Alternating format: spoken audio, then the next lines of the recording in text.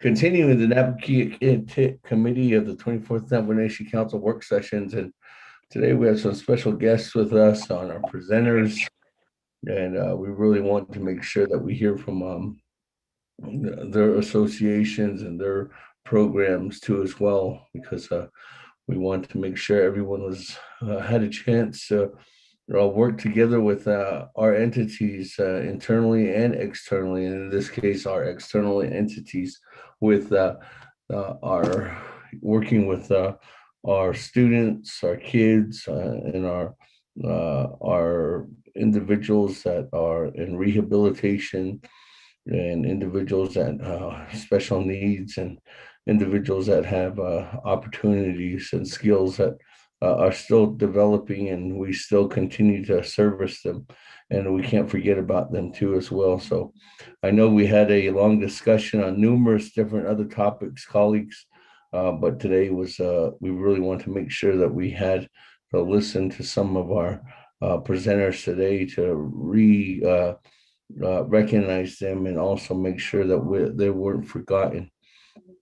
So let's go ahead and get started.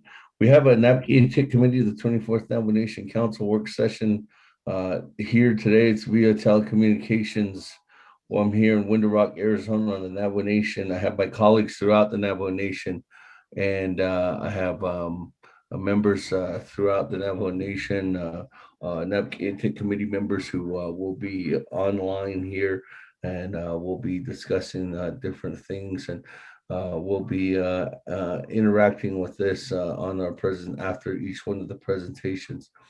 So again, for the record, today is Wednesday, June 30th, 2021. The time now is 10:08 a.m.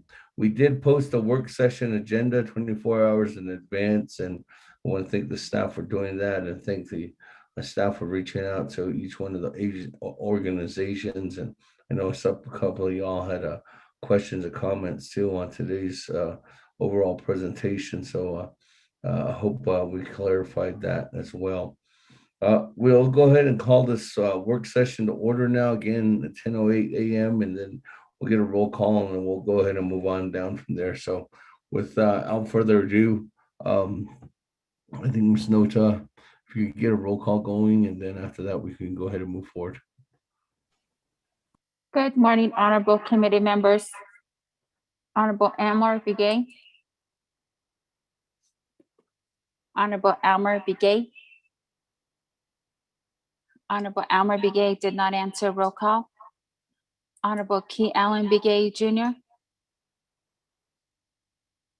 Honorable Key Allen Begay Jr. Honorable Key Allen Begay Jr. did not answer roll call. Honorable Paul Begay. Go ahead. Delegate Paul Begay is present. Honorable Paul Begay answered roll call. Honorable Nathaniel Brown.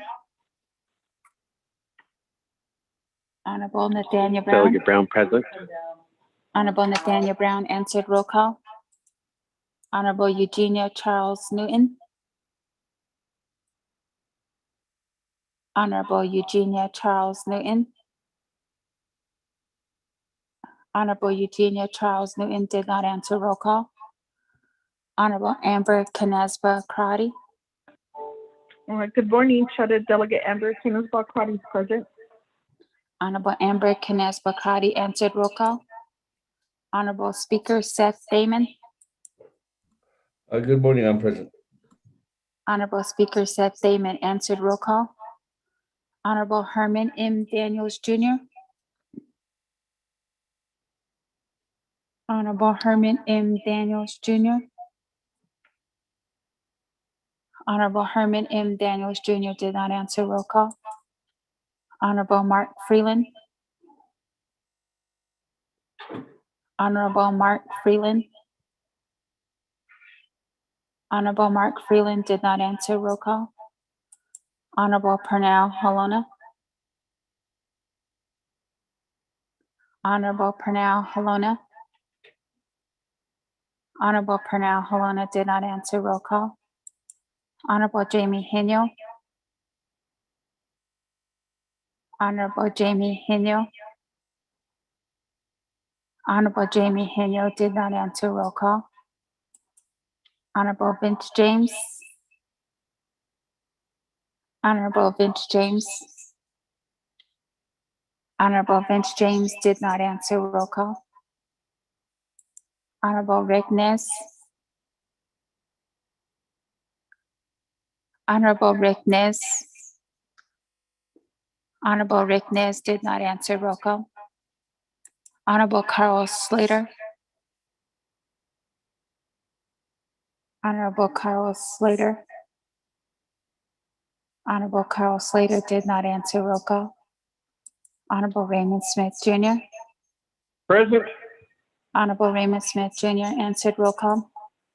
Honorable Wilson Stewart Jr.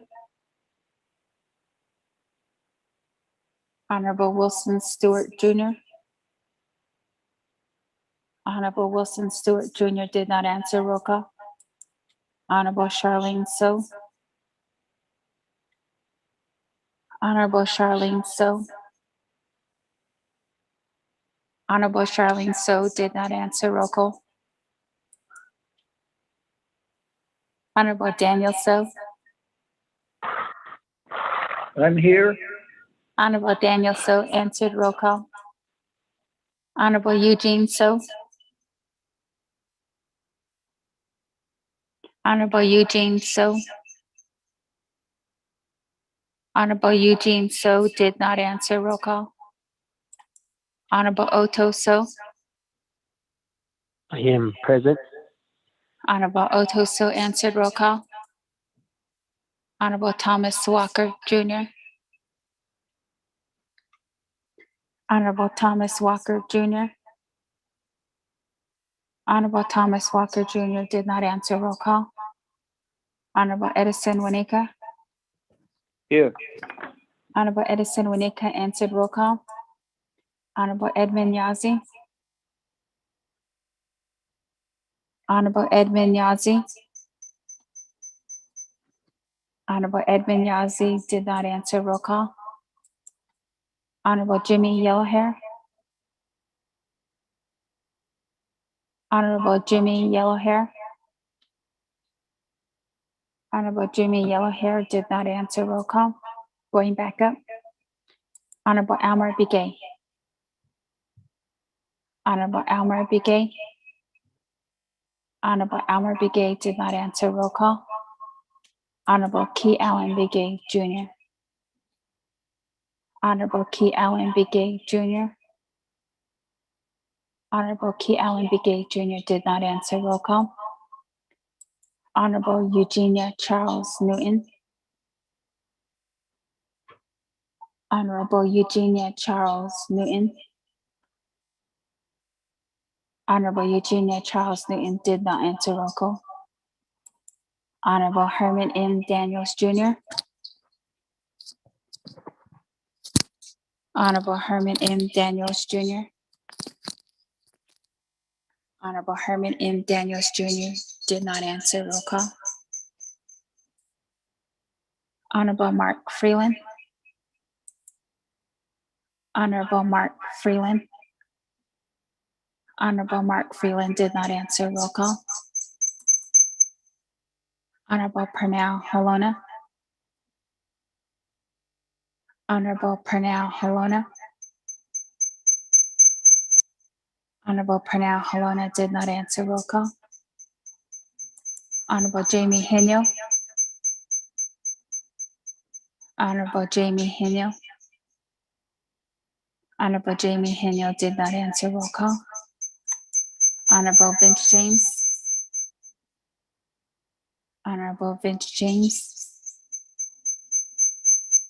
Honorable Vince James did not answer. Roll call. Honorable Rick Ness. Honorable Rick Ness. Honorable Rick Ness did not answer. Roll call. Honorable Carl Slater. Honorable Carl Slater. Honorable Carl Slater did not answer. Roll call. Honorable Wilson Stewart Jr.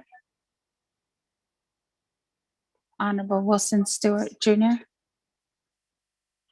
Honorable Wilson Stewart Jr. did not answer. Roll call. Honorable Charlene So. Honorable Charlene So. Honorable Charlene So did not answer. Roll call. Honorable Eugene So. Honorable Eugene So. Honorable Eugene So did not answer. Roll call. Honorable Thomas Walker Jr. Honorable Thomas Walker Jr. Honorable Thomas Walker Jr. did not answer. Roll call. Honorable Edmund Yazzie. Honorable Edmund Yazzie. Honorable Edmund Yazzie did not answer. Roll call. Honorable Jimmy Yellowhair. Honorable Jimmy Yellowhair. Honorable Jimmy Yellowhair did not answer. Roll call. Speaker, you have 8 members present, including yourselves. Thank you very much, Ms. Nota, for doing that roll call. And thank you very much for being here with us. Thank you again, colleagues that are members and here with us this morning. Thank you very much for wanting to be here. And I know for the record, I know how some of my colleagues are excused and some of them are actually in other meetings here today. I know Resource and Development Committee is having a meeting here today. So is Health, Education, and Human Services Committee too as well. So I know that's the reason why they are not with us too. But that doesn't mean we can have a good discussion on today's topic. So let's go ahead and move forward. With that, next is an invocation. Honorable Vice Chair Smith, you might do an invocation for us this morning?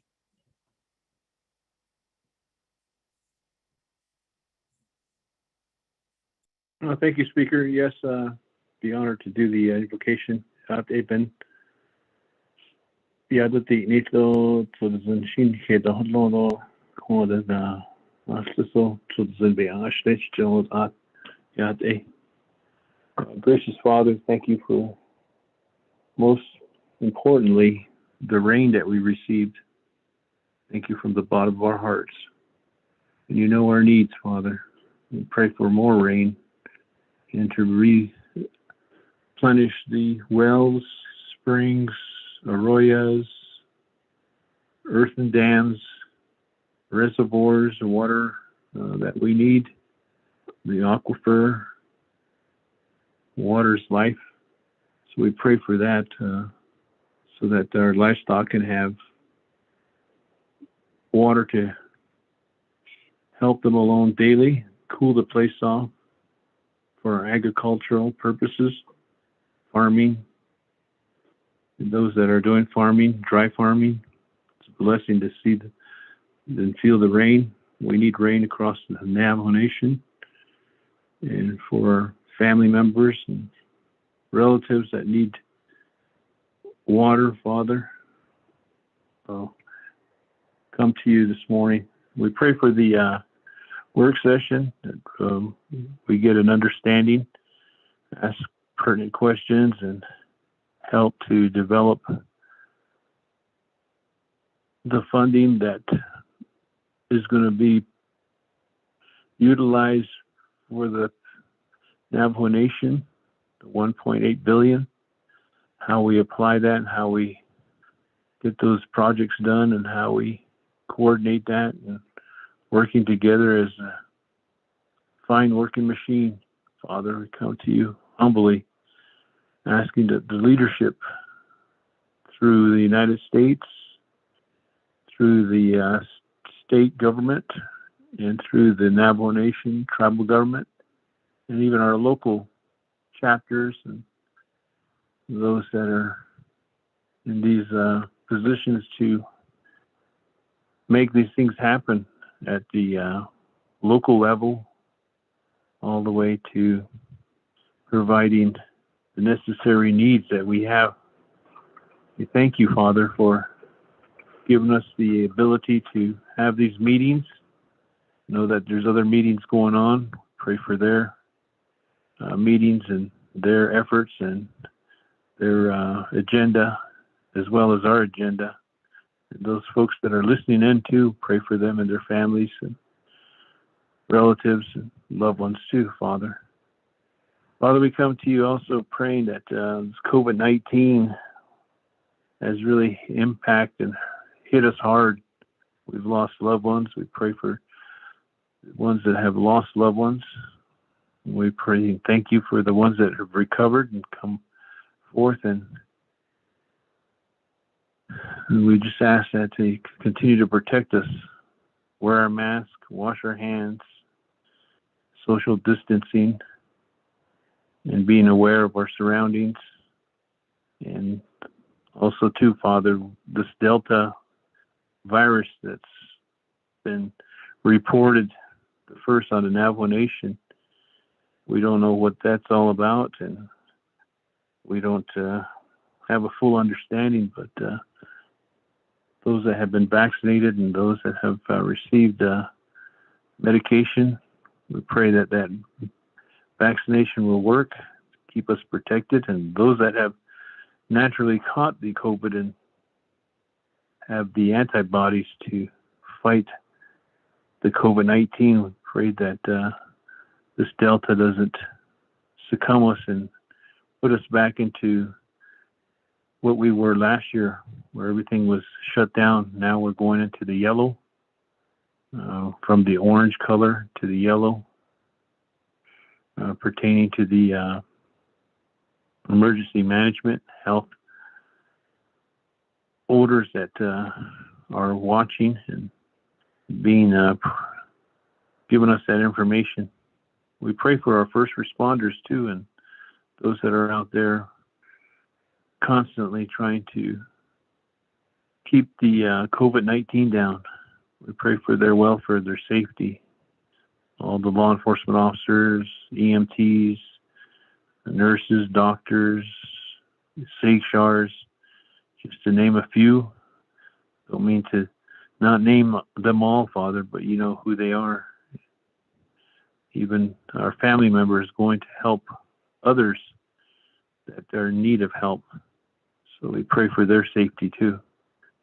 We just come to you humbly, asking that you guide our speaker and our president of the Navajo Nation and the vice president and his staff, cabinet staff, and also the judicial side, Chief Justice and her staff as leaders, the three branch. We're going into the budget season too, regarding the fiscal year 2022. We pray that we can accomplish that. And we've got so much things to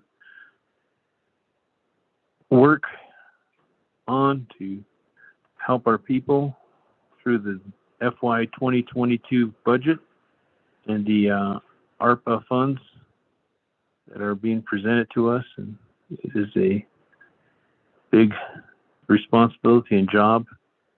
We pray that we can utilize it to the best of our ability with your guidance. So we look to you for your guidance, Father. You know all things, and you all have the wisdom to provide this to each and every one of us individually. So thank you for hearing this prayer and hearing our needs, and come to you to ask that the presenters can present what they need and what they're going to be presenting, and how we can work together and move forward to establish this ultimate goal and the time frame. And we thank you for all things. Thanking you for all things that you have provided. So give us a good day and bless us all, and bless this great nation, Navajo Nation, and also the United States. And we don't want to forget too, we pray for our veterans and our military personnel that are out there keeping our world free so that we can have freedom. We just thank you again. Pray this through your Son, Jesus' name. Amen.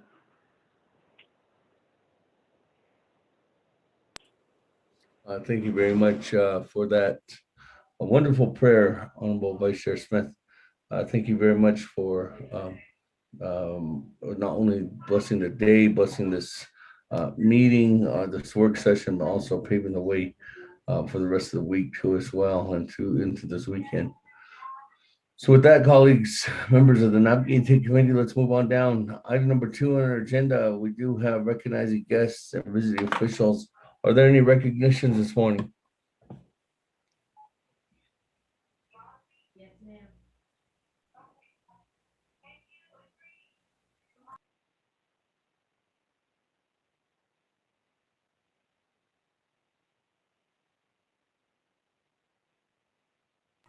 If there's none, let's go ahead and move on down.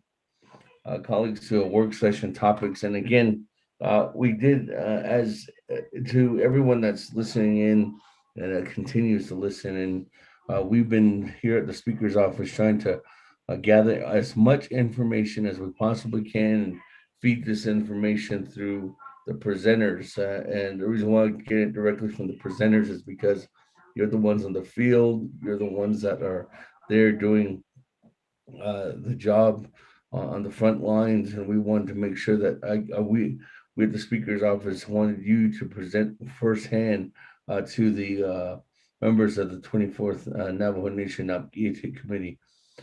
This committee is going to be putting together an expenditure plan that's really looking to help assist with the dollars that are coming down from the America Rescue Plan Act of 2021.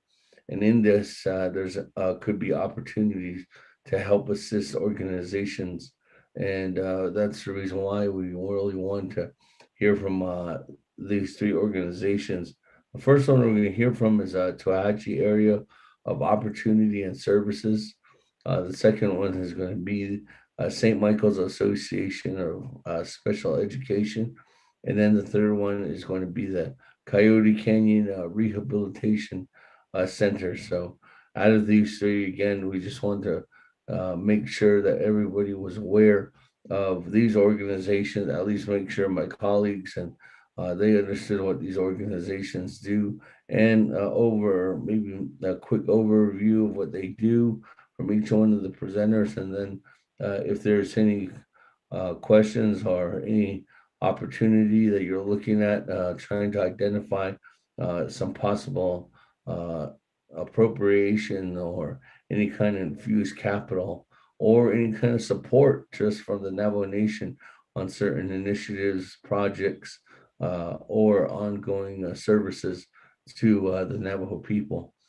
So with that, that's the reason why we have you before us here today, and really wanted to make sure that everybody was in a joint agreement with that.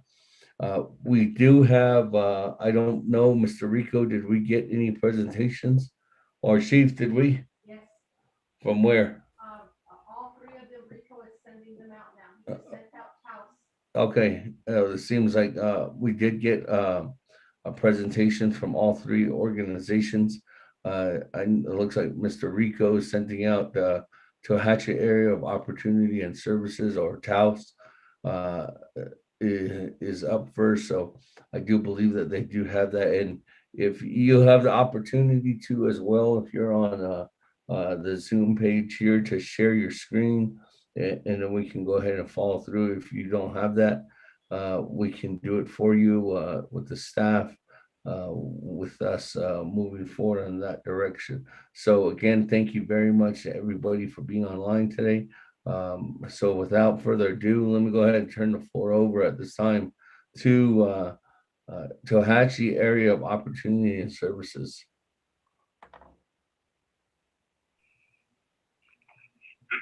Yate Benaikaha, Nihatin Anigate, Honorable Chairman, Speaker Damon. We'll go ahead, we'll start with our introductions, and we'll start with Mr. Plummer. Good morning, Honorable Seth Damon. My name is Herman Plummer Jr., and I am the Transportation Facility / Safety Officer for TAOS.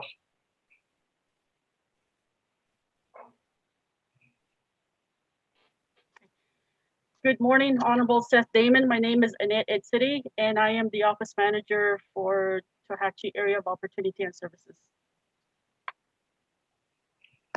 Good morning, Honorable Speaker Damon. My name is Michelle Bitsy, and I am the Finance Manager for Taos. I've been on board since August of 2020. Thank you for having us today. Ariyate Epena, Honorable Seth Damon and the council delegates that are here. We appreciate your presence. She Twitch evening, Shlong, Ashin Bashichin, Tachini Dasha Dot, okay, Dashanala. My tatlish day, Yisi Nasha. Ako, Shiji ya Dr. Genevieve Ness Halona, when I'm the executive director. January, ya da ya kwash odini grabinashnish. So what we'll do is we'll start with our presentation now. A little bit of history of our program. Prior to 1975, the only residential option for treatment services was for our Navajo people with intellectual or developmental disabilities to be institutionalized off the Navajo Nation. The basic care was only available and decisions on services were made without consideration of the individual's or family desires. The families profusely, okay. Somebody messed up my stuff. Hang on a minute.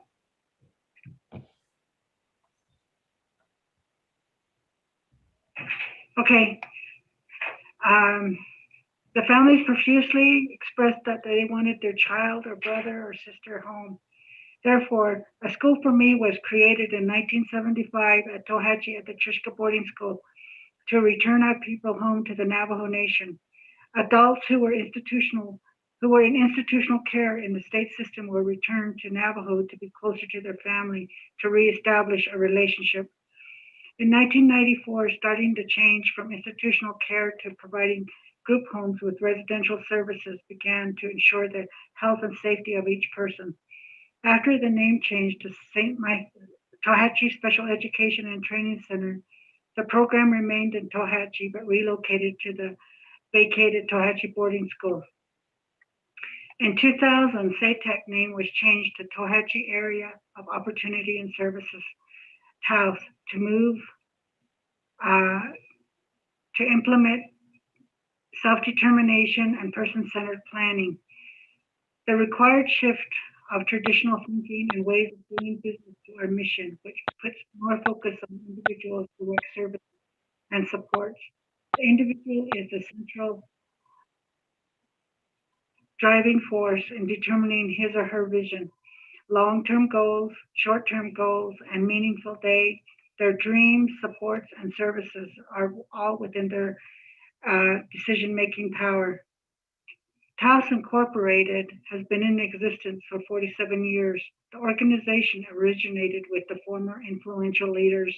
It began with the late Reginald A. Begay, the late Marshall P. Plummer, Caleb Roanhorse, the late Gordon Nez, the late Morgan Wilson, Patrick Kepner, Rafael Rivera, Melinda Golden, Kimber Crow, and our current executive director, which is me, Dr. Jen Halona.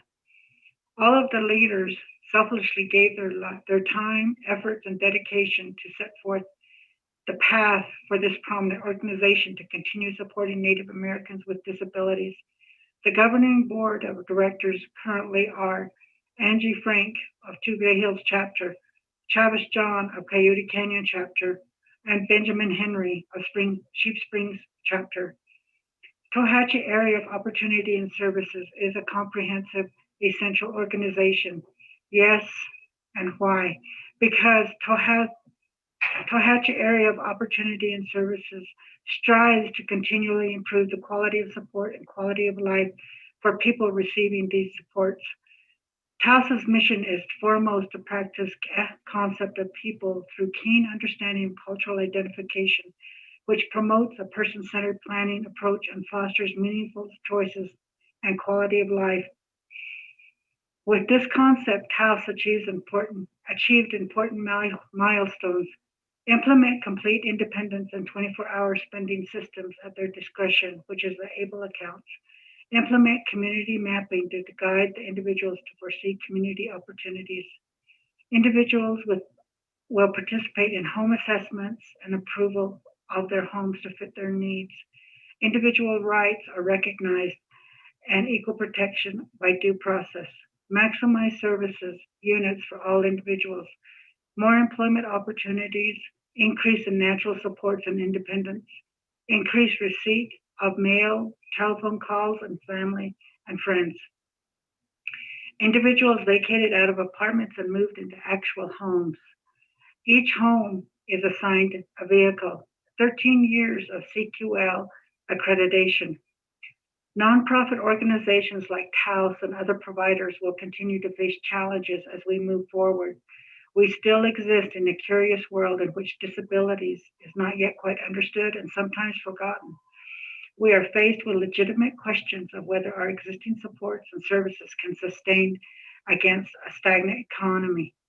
TAUS develops strategies that will enable us to do more with less. Examples are instituting sharing strategies that will reduce costs and alternative funding streams that will recognize the needs of supported individuals. TAUS cannot continue to do business as we have been doing in prior years. There has to be a change. TAUS is recognized as a nonprofit organization and provides support services to Navajos with intellectual developmental disabilities from various parts of the Navajo Nation. Our current main office is located in Gallup, New Mexico. The organization had to move its offices to Gallup due to the limited infrastructure in Tohatchi, such as the internet access and office space. Tohatchi remains 100% Navajo owned and operates under the direction of the Navajo Board of Directors. Our plans are to return to Tohatchi when there is improved infrastructure such as telecommunication and internet. Our current status: TAUS serves 50 developmentally disabled adults and children, and they're residing in group homes throughout McKinley County. TAUS has 13 slots for children, 16 slots for adults, for a total of 29 contracted slots through the Navajo Nation Department of Family Services. Consumers are referred from Navajo Nation Division of Social Services case managers from throughout the Navajo Nation. In the last 6 months, our office, TAUS, has had to deny 8 referrals because the contract authorization limit with DFS. TAUS has 22 New Mexico developmentally disabled waiver consumers. There are right now 2 referrals that are pending placement at this time. This contract is open-ended as long as referrals are received from New Mexico external provider case managers. Our COVID impact. You know that most publicity is on doctors and nurses and firefighters and police officers and stuff, but we are also essential workers. TAUS employees are essential as TAUS is open 24/7 regardless of holidays or pandemic. In the last year, in 2020, when the pandemic hit, our direct line staff put their life and those of their families on the line to take care of the consumers we serve. TAUS did not lose one consumer to COVID-19. 7 of our consumers caught COVID, but with the care from TAUS staff, they pulled through. No team member lost their life due to COVID as well. The DSP and supervisors worked tirelessly to ensure the safety of each consumer we serve. The direct staff is essential as the frontline workers protecting our most vulnerable consumers who cannot take care of themselves in areas that most of us take for granted, which includes feeding ourselves, dressing ourselves, taking our own medications, getting to our appointments, getting our housing done, paying our utilities. TAUS oversees the very essentials of day-to-day life for those that we serve. Because of their disability, all of our consumers require routine medical services. Transporting them to appointments was delayed. Since the opening up in some areas, medical appointments have increased to make up for the delay. In June, TAUS transported consumers 22 times to Albuquerque for specialty clinics, and 75 appointments were met at GIMC or Tohatchi Clinic, compared to March 2020, when TAUS transported 5 times to Albuquerque and 66 appointments to GIMC or Tohatchi clinics. During the pandemic, consumers had to be isolated. They could not be with their families or their friends, could not travel, and lost connection with each other and their families. TAUS had to step in and fill that role by doing more than required. Consumers could not travel into the community, they could not work, or could not volunteer according to their service plans. The travel resulted in a decrease in revenue for services to Taos. At least half of the income received is from us taking our consumers into the community daily. There were many resignations, and we had staff who did not want to work for fear of contracting COVID or for family members being COVID positive. Taos was working with minimum staff even when intense support was required. Not only staff shortages due to COVID fear, additional New Mexico minimum wage law came into effect. In January 2020, the minimum wage was $9.50 an hour. In January 2021, when COVID hit, the salary increased to $10.50 per hour. In January 2022, the compensation again will increase to $11.50 per hour. Additionally, Taos recruitment of workers for direct service care stagnated. The New Mexico unemployment benefits due to COVID impacted our recruitment. The extra $300 per month in addition to regular unemployment benefits resulted in our recipients not wanting to return to the workforce. Additionally, the community pandemic impact results are increased rental rates, increased utility costs, increased dollars in dry goods to make up for the loss from the pandemic shutdown. Taos consumers are on fixed income, and the rise of costs have resulted in more constrictions to their current expenditures. Taos had to pay overtime to those staff who risked their lives to continue providing care and ensure the safety of the consumers we serve. Taos requested assistance for houses paid to our essential workers but did not receive services. A confirmation to pay for this time staff spent working during the pandemic, either from Navajo Nation DFS or from the state waiver program. In ensuring safety, Taos used any extra funds to purchase personal protective equipment for the staff in caring for the individuals and the individuals in their home. Personal protective equipment consisted of masks, shields, gowns, sanitation wipes, sprays, paper towels, and cleaning supplies that are required in following the CDC guidelines. Taos has had to prioritize the PPE over consumers' transition to electronic equipment for virtual learning, implementing community integration, and involved in necessary transportation needs. The aftermath of COVID, Taos is experiencing many of the same things as many of the schools throughout the Navajo Nation. Therefore, our insurance rate has increased because of the exposures identified, like the schools on Navajo. The insurance with workmen's compensation has risen to $120,000 per year to cover Taos consumers and employees. Taos staff are seeing the results of isolation of our consumers. We are seeing increased injuries, inappropriate acting out or revolt behaviors, increased mental health issues, and increased needs for medical intervention. We've had a decrease in revenue since Taos could not implement all the components of the service plans for our consumers. Mental health concerns of our staff who worked in fear, high stress, by being exposed to COVID-19 to care for our consumers. Stress involved working in long lines at the stores for basic supplies, picking up medication, or taking consumers to their emergency medical appointments. They took a lot of risk to care for our Navajo consumers. They are dedicated staff who are not compensated beyond their normal pay and overtime rates. I'm going to turn the time over to Michelle Bitsy, who is our finance manager, to give you an idea of our financial report. Good morning again, delegates who are present and other organizations. Thank you, Dr. Halona, for giving me the floor. When I came on board in August 2020, which was in the thick of COVID, I came into Taos wanting to help. And when I immediately started reviewing their finances, I became aware that they were exceeded in their budget for the fiscal year. They were exceeded in their salary expenses, operating supplies, direct benefit supplies, everything that is direct cost to our individuals. And this is where a lot of difficult decisions had to be made in how we were going to continue providing services to our individuals. And in this, it became evident that costs were increasing, inflation was going up. And in considering all of that, we were at a point where we weren't sure if we were going to make payroll, each biweekly payroll that we had to issue.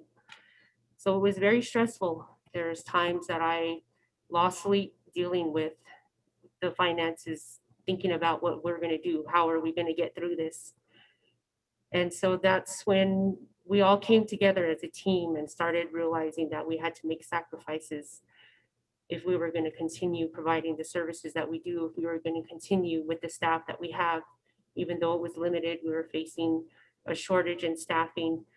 We knew that we had to strategize and continue to re-strategize in how we were going to meet expenses for our individuals. So right now, with our budget, about more than 70% of our funding goes toward salaries and wages. And everything else that's left is left for the individuals and their direct costs. And from there, indirect costs come in, and it's just kind of like we're left with very little. And we, as Dr. Halona mentioned, we have to do more with less.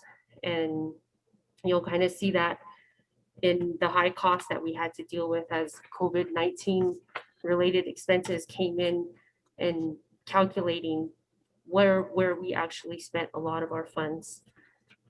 And you'll kind of see in this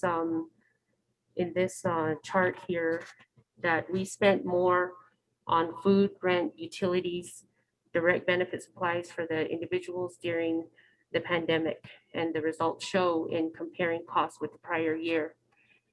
And you'll kind of notice that in overtime, we actually spent 30% more than we did in 2019 from the time that the pandemic hit in April, when it was severe by that time, when the shutdown was happening. And included in these figures is increased pay, as Dr. Halona mentioned. Minimum wage increased, and we had to immediately make adjustments because we have to comply with those types of labor laws. And overtime pay for our frontline workers, and we had to expand cleaning and sanitation protocols, again, in accordance to CDC guidelines. We had to purchase PPE for each home, and we had to expand the individual's care by leasing additional homes in order to mitigate their exposure to the virus, so that there's not so much overcrowding. And that also resulted in an increase in rent, utilities, and communication expenses, and also additional salaries expense to ensure that we're staffing each home with the appropriate number of staff to ensure the level of care each individual receives. So that kind of made a sacrifice in having to purchase replacement vehicles and even maintaining the ones that we have now. So even now, in dealing with the aftermath of COVID, we're striving to get our individuals back out into the community.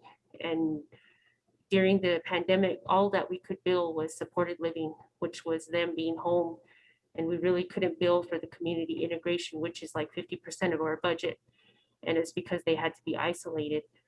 And those types of restrictions really hurt us. And we ended up having to sacrifice repair and maintenance on the vehicles that we have now, and sacrificing office equipment, office furniture and such, just to make do with what we had. And right now we are in the process of getting our individuals caught up on their annual medical appointments, but we're limited with reliable transportation. And right now it seems like we're taking risks by continuing to take them out in the community, continuing to help them to get caught up on their medical appointments, and all this in maintaining their well-being. And right now, our current fiscal year expenditures are as follows, as you'll see. And you'll see in our overtime, we're still continuing to pay out in overtime. We're almost at more than half of what we paid in 2020. And I feel like the aftermath of COVID has really hit us hard right now. And we're in dire need of vehicles that are going to be used for program and service delivery areas. We transport our individuals to their medical appointments. We provide community integration by taking them to their field trips as outlined in their service plans. They go grocery shopping and they shop for their personal needs. And then we also require them to facilitate day-to-day activities such as making bank deposits, mail pickups, and also delivering supplies to the homes and just providing routine monitoring of individual support plans and also completing maintenance requests on each home that we have. So you'll see that providing care for our individuals while ensuring the health and safety for them did not come cheap. And, you know, regardless, we've been selfless in doing so despite the challenges that we face in continuing to do so. And right now, we are forced to continue complying with state and tribal laws surrounding employment and Department of Health regulations. Right now, we're forecasting for the minimum wage increase that we're going to, that's going to come in January 2022. And then also, as you all are aware, the Healthy Workplaces Act comes into effect July 2022, where we, as a private organization, have to provide 64 hours of sick leave to employees. And this is inclusive of the paid time off that is already afforded to our staff, which we also have to take into consideration. So as I provide these COVID-related expenses to you, it becomes clear that the pandemic has created challenges for TAUS in being able to provide services for the individuals that we serve. And I just hope that we can continue working together. And I appreciate this opportunity to allow us to share with you who we are, what we do, and how we serve a vulnerable population. And I look forward to continuing and moving to a new normal is what they call it, have been calling it. And it seems like getting out of this fear is a process in itself. So there's a lot that we've dealt with, not only financially, but also physically, mentally, and emotionally. We've been stressed in all areas, but we're still here, and I'm grateful for that. Thank you. Thank you, Ms. Bitsy. Not only are we still here, but our consumers are actually benefiting from a lot of the services that we provide. They're actually going back out into the community, and they're happy to see their families, and they're doing home visits like they're supposed to, and there's a lot more increased communication, and they actually get to see each other. But we still are using our mask and using our PPE to ensure everyone remains safe. All of our adults individuals were vaccinated, and 99% of our staff have been vaccinated. So we're taking all the precautions necessary to ensure that our most vulnerable, our individuals that have poor immune systems, are protected as much as possible. So therefore, for the council delegates and for Honorable Chairman Seth Damon, we're asking for from the American Rescue Plan Act proposal, a program funding request. Comanche Area of Opportunity is requesting ARPA funds to assist the Navajo developmentally disabled adults and children in implementing their service plans. $225,510 to purchase 8 vehicles to transport consumers to their medical appointments and implement their service plans in the community. $150,000 for hazard and overtime pay and purchase of PPE expended to ensure all 50 consumers and staff remain safe and free from COVID. $15,000 to pay for electronic equipment to purchase computers with cameras and speakers to ensure that house consumers may reconnect with their families, their case managers, and therapists and clinical staff, and most importantly, their loved ones. $120,000 to pay for house insurance, pay increased rate that due to the pandemic and exposure to COVID-19, we've had an extreme increase in our insurance rates. So a total of $510,510 is what House is requesting for ARPA funding, and for our council delegates and Chairman Seth Damon to consider our request, and we appreciate your time. This concludes our report to the council. Any questions from the committee?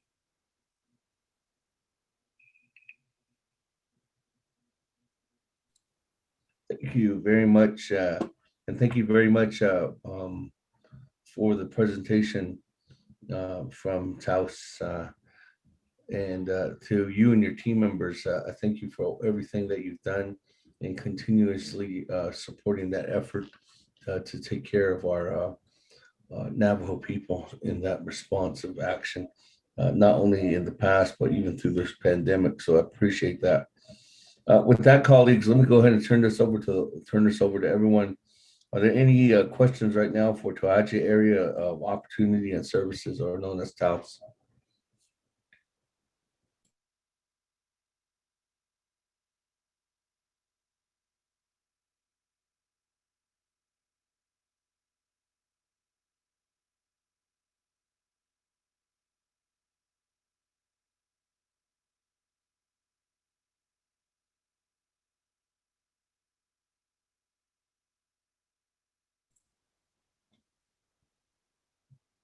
Colleagues, any comments, questions?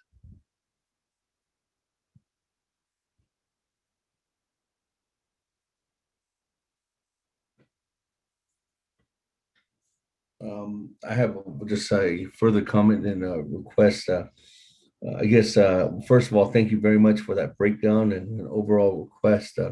If there's any specific actions that are going to be needed to take place, if there's committee members do issue a possible funding mandate for this initiative or this initial request, we'll probably be asking for further justification documents, and then opportunities for that will probably be needed to follow up. So the staff member that oversees this is Mr. Tommy Sosi from the Speaker's office, and also collaboratively with our Chief of Staff, Ms. Cheryl Nyazi, who you did receive that information from. So we'll go ahead and give a follow-up information, a follow-up letter or email, or one of the above, back over to your organization, and to see if there's any possible follow-up that we need in case if we are moving forward on any possible allocation to the TAOS program. So again, I appreciate you guys, every one of you and your organization, for what you're doing out there. And then also that opportunity for us to have further recognition of your organization. I think this is something that we really want to really portray to as well. My one question of services is that I know that you all don't take anybody. I mean, you take everybody from all, not just New Mexico, but Arizona, Utah. There's no boundaries that you guys are chapter boundaries that you guys are taking that in. So if there's any support resolutions too as well that you have from your areas from different chapters, that would be highly recommended too as well, to put that into any kind of formal request or any kind of support documents for per your request. So I think that's just another opportunity to help elevate your request too as well. So thank you again very much for that. Colleagues, again, is there any other comments or questions for Taos or Tohatchi area of opportunity and services at this time?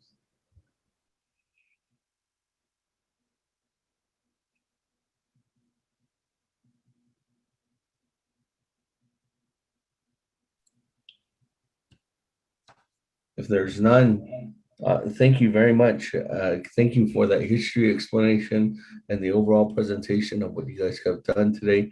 And I appreciate that breakdown of the request too as well. So again, if there's any further comments or questions, you'll be hearing from the Speaker's office here, and then no longer than 60 days in order for us to go ahead and try to put something together. So again, we appreciate that. I appreciate you and your team members over there at Taos, and thank you again for taking care of our loved ones out there. So yeah, have a good day.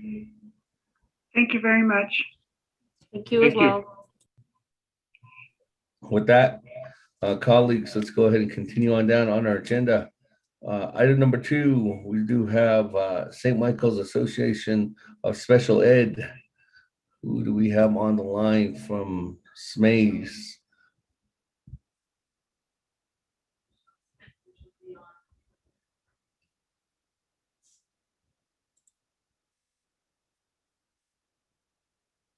Might have to press *6.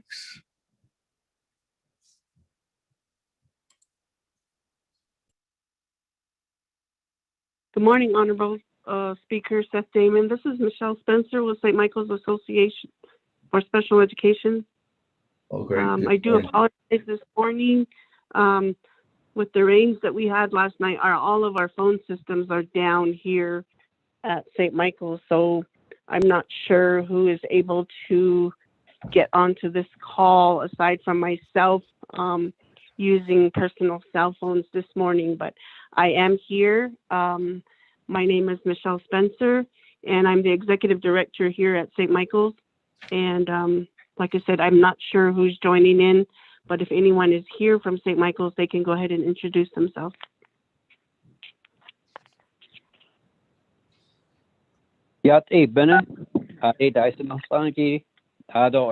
Honorable Seth Damon, to Navajo Nation Council. Kudo Hashin Sogo Hikado Chatadi Noya Chon Ebetadini Tindo Hikado Chatadi Noya and Hitoni Long for Shaha. J. Larry Curtis when she my desk is in Sido, Huditini versus Chin. Ita should say Honagan, Ita Shinala. And that she at a Yanasha. Ado a social service assistant, ancient special ed gift.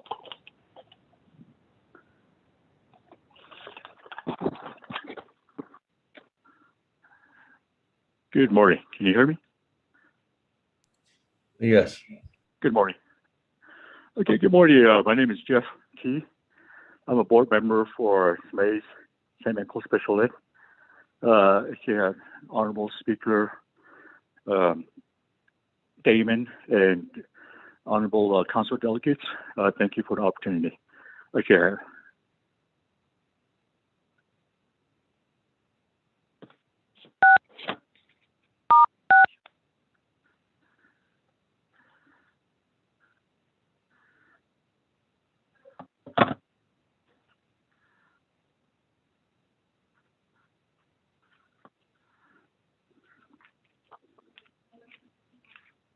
Hello.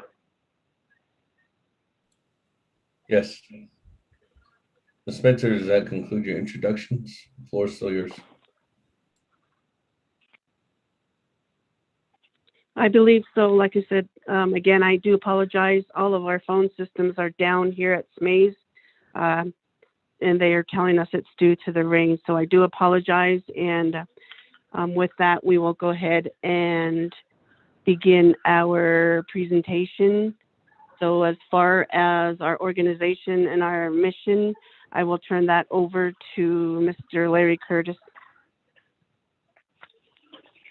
Ado na siya a kasi dati nido kasi idan hizad ako ide be ala na hil na ako kodo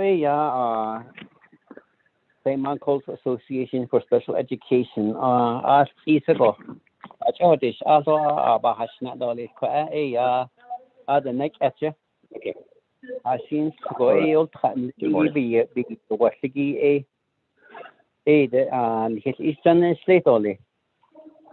I know you're scheduled at 10, but I had to take somebody to the hospital. I'll be right back. We'll just wait for somebody with the last 3 digits 765. Thank you. Go ahead. I apologize.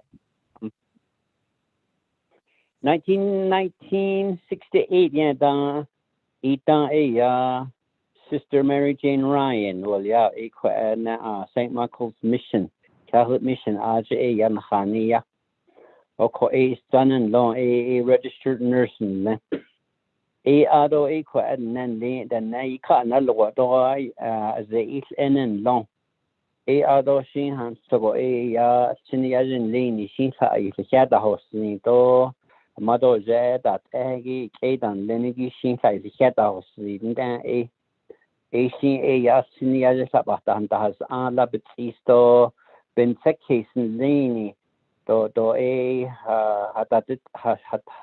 hatatit ego ko aber ya long shin ya a man lini do zen lini shi yspanda kha ado isnad so khol jiz ado ya institution yesnon le Tucson do Phoenix the Asian yan khatni adan lini shi the shin sat na stado the shin that between the na in media kodo to hat chi do ya halne git a man lini ajan lini a masan do nala that khatji dan lini shi khatji yitahsa ko the shi ba ta haya shi do khalit ya na khan to ta sa dan zo shi shi ta ba ta hoi ji shi ko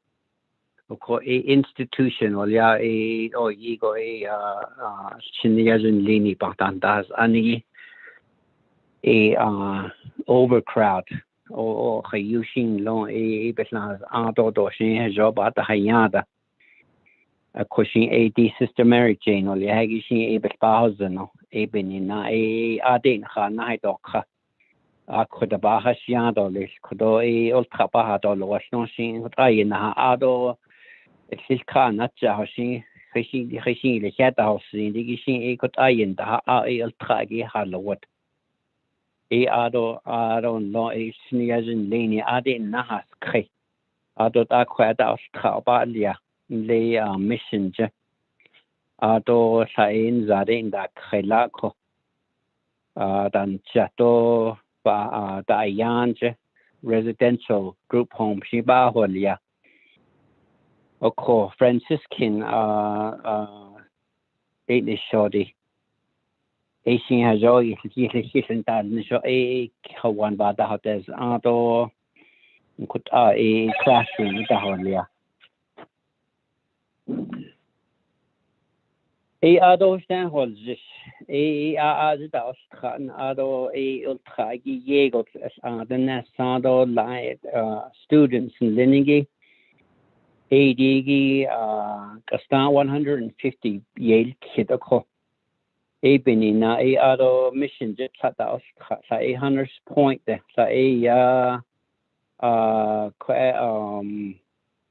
Navajo Times because Anna Hushche buildings that's a Conado Daus Kao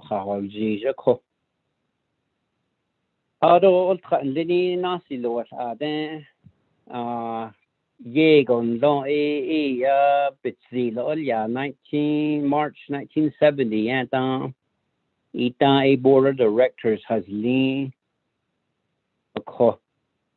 ultra linigi yego yen da ado bahwin kingo elia ko hajo job na install le job kan ne lo do le chini yazin linigi nigo da no ado ya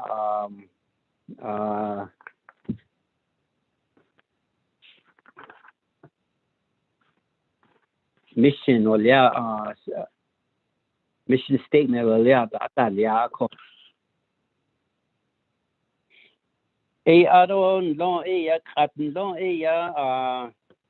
amado jadan lini do khatji do amasan che another than linigi khan go application date ni shahol jishako ye yan hi kana cha do ye in kitchen da roba shiniyajin lini ya da job pa do ya da ski ko hajo dos ato ya house and doli akona kigo in kitchas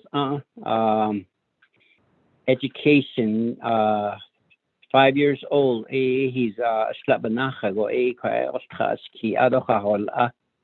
Le 21 years old. Eta Ostra Abaz education. 21 Beda and they graduated that left.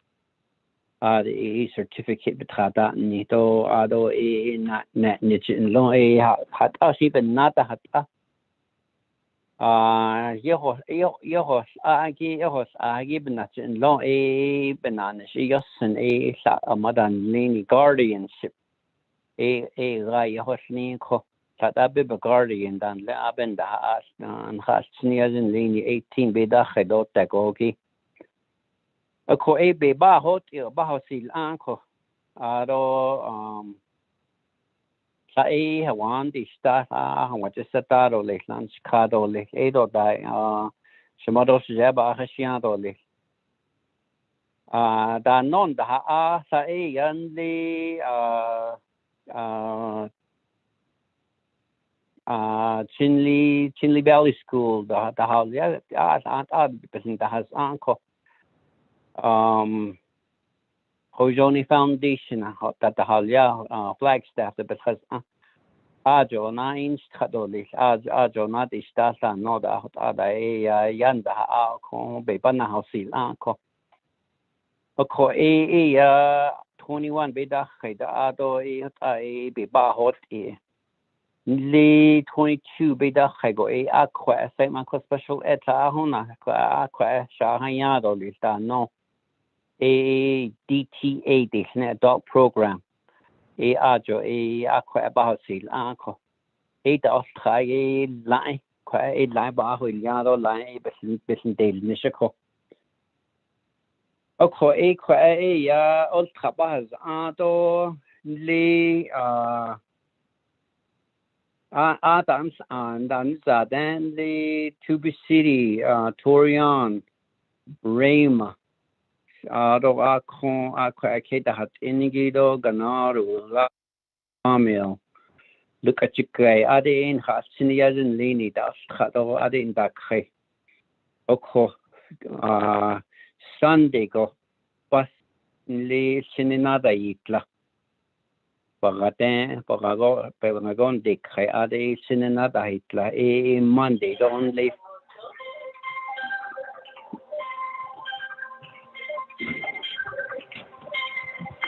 Hold on, sorry.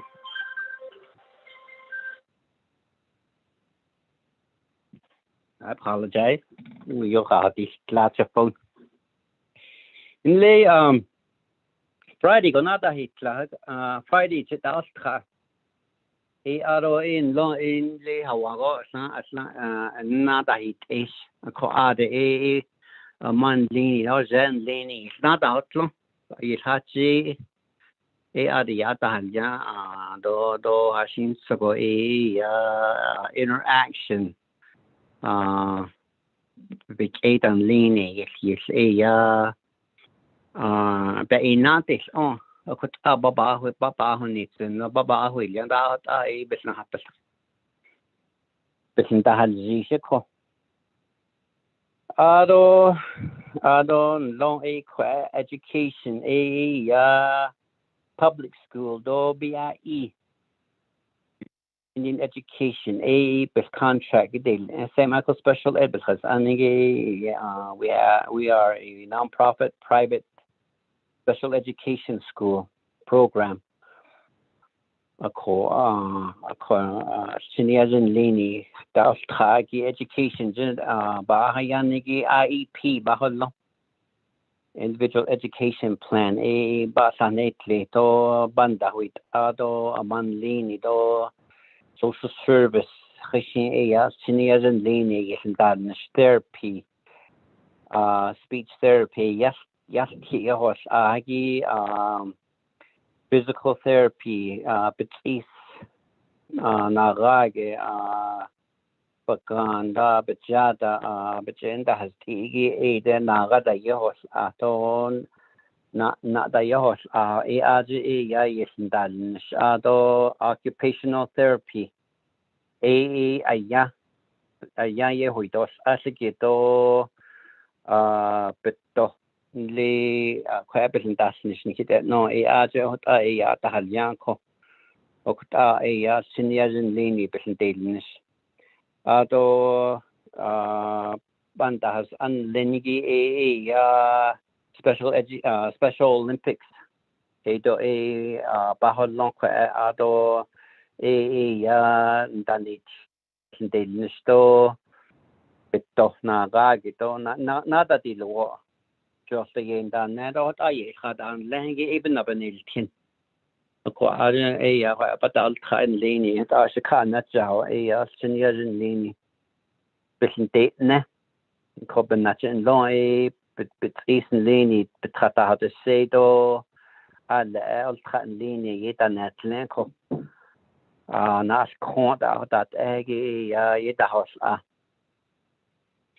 ado residential group home bahol kawan basin lane za de da khagi to be city da hot torian kwa ba will ya Sunday only Friday je dan ja to da ya do pen lo ya chian da house just as tata ikis ko tat benabanil chindo ya sindo le sati no ya yin ya san dat le to an da khain le nan jo go do Albuquerque Phoenix ko chan de khai do betraya da hot even ya ko Navajo Nation Fair bana as de da hu was not de ke ko yego even an so yego ba haya ko de hot yan hin nan site nilsen ko na go ba ne to si na hot ki si da lengi beso na rage de ni ke digi ya a team kan ras da hat all nis yego na team hon de chisa nda alien ko do chung has been de na akon ni kan khasniya ni be wheelchairs da lonningi yego but na hot ile ko do china besiana as khado but do dat lot up in yebeni na ado hoping that il pans on long ko do kin asai bas da an later dan za da classroom do programs greenhouse that ya je banana stik ho ke da de ye ko da benil tin akut abenil ni sto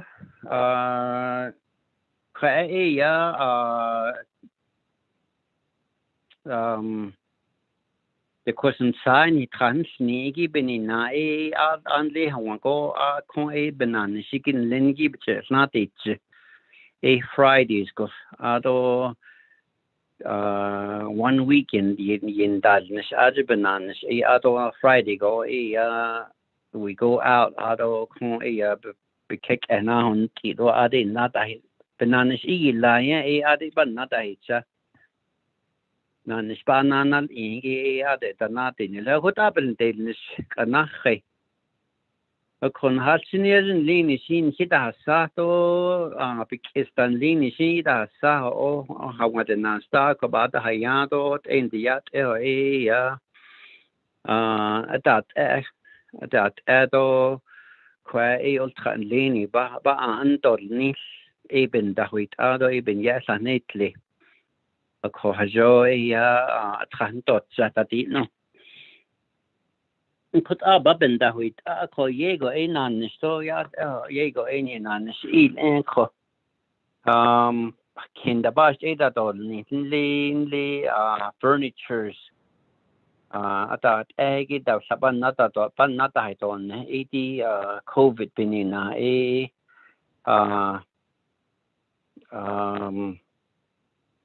sanitizer da dol ni sa da no ben da huit ko da ben de nisinde based on lengi hinte lengi se ani apo ko أخذ ينكش هذا أخو تيزو خاصي تشلنا يو شان كيلو وتكو أخو شها أنشدان أيضا نصيني نصخ نيكا دوجا شخون ده تنهدي نو تدي نيجو إن نخاسني يجن ليني ني بالديل نشتو إيه دوس لو يات إيه بإنا إيدولي هذا سقو أبن ليني أتنا أدولي أبن لون أبن لون يا نسكيسولي تدي نو بكان نيجاكو أكود لا زين أنتن لون ده هو نادي كيكو transportation I see based about the needs and the buildings hashtag da to nishigi to kwenta nishigi nishi staff dan lini ni are to hachi ade ya da lagi hita hot son his staff dan lini ye opportunity according his staff lini overtime Chin dol yesen apa otaz ni ko ni chin das tin hita hot Okut in his ishan hosla dolito na ha ade Michelle banna aje belakana kache ni hilan na dole ha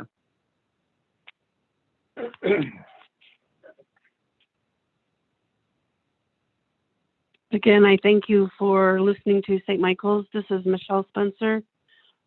Just to give a brief overview of what St. Michael's has gone through in this past year during the pandemic. Yes, we were hit hard. Like many other organizations, I'm sure we've felt the crunch. But here, and like you said, also with the other organizations, we've all have gone on with our programs. We've pretty much gone on an uninterrupted schedule. And with that, we've provided housing. Our residential has been going strong this whole year, serving 11 adult members and 2 students currently. Overall, with St. Michael's, we serve 16 school-age students and 21 adult members in our GTA program.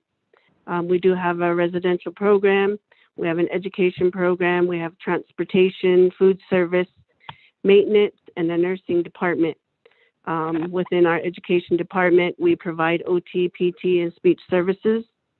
And also, for this past year, we've provided distance learning packets to our students that remain home. But overall, our funding shortages in each department have hit us hard. We've had to put staff on furlough.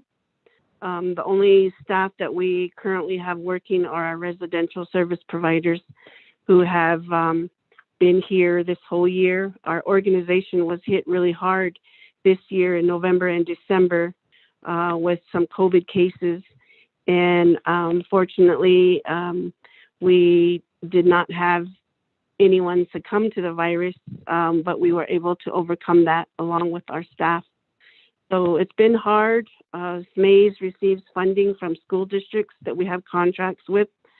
And we also receive a big majority of our funding from DDD, which is Division of Developmental Disabilities in Arizona.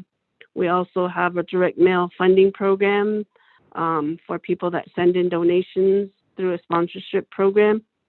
But overall, our funding is limited, and we do ask for help from the Navajo Nation as far as the ARP funds go, and we're willing to provide any other financial documents or justification to all of you to help in this endeavor.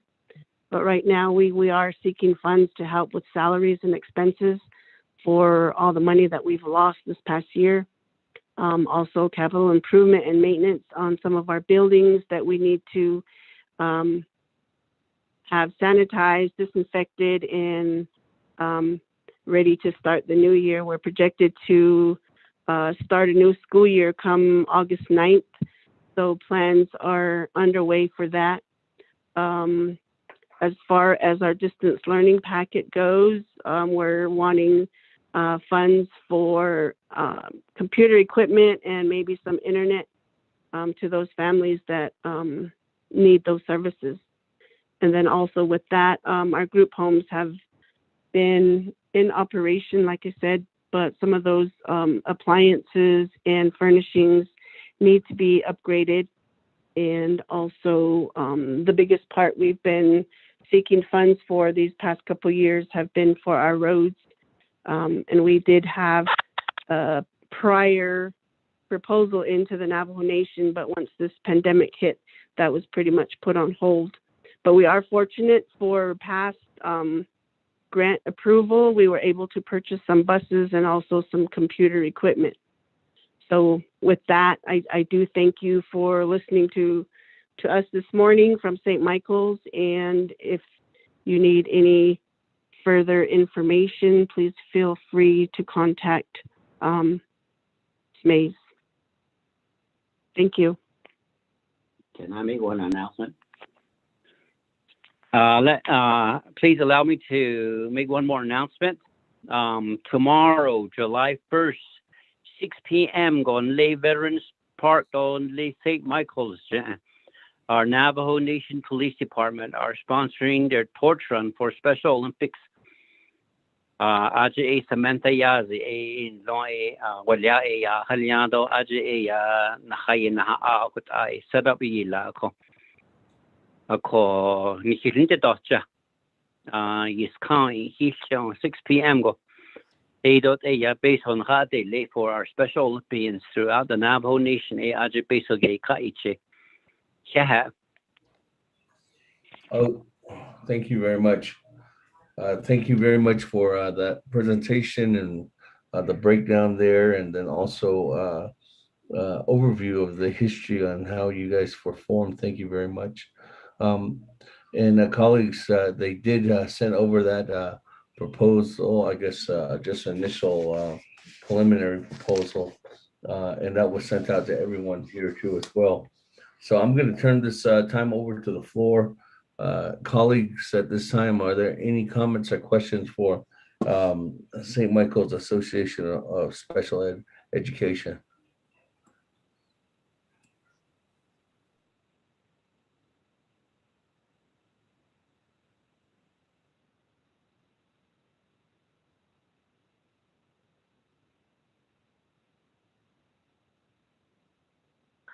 Speaker, this is Delegate Crotty with the question. Yes, Madam Chair. Let me turn the floor over. Madam Chair, the floor is yours. Thank you, Speaker. I'm reviewing the document that SMAES provided, and I want to thank the organization for their presentation. Could I get clarification, Speaker, in understanding all of the different federal funding opportunities that the nonprofit has? What's their expectation on receiving additional support, either directly from the Department of, was it Educational Development, or the school system? And when it comes to capital improvement, I know the council does have a history of supporting SMAES and improving some of their infrastructure. When it comes to capital improvement, Speaker, and the ARPA, would, as we look at the eligibility, who would be their oversight? Again, just speaking how we spoke about shelters, is it looks like the recommendation is that the nonprofits would work through the executive department, quote unquote, oversight, but SMAES, I'm thinking about, it's like education, there's rehabilitation, there's health and providing services. So I would need clarification in that aspect. Thank you very much, Speaker. I appreciate today's work session.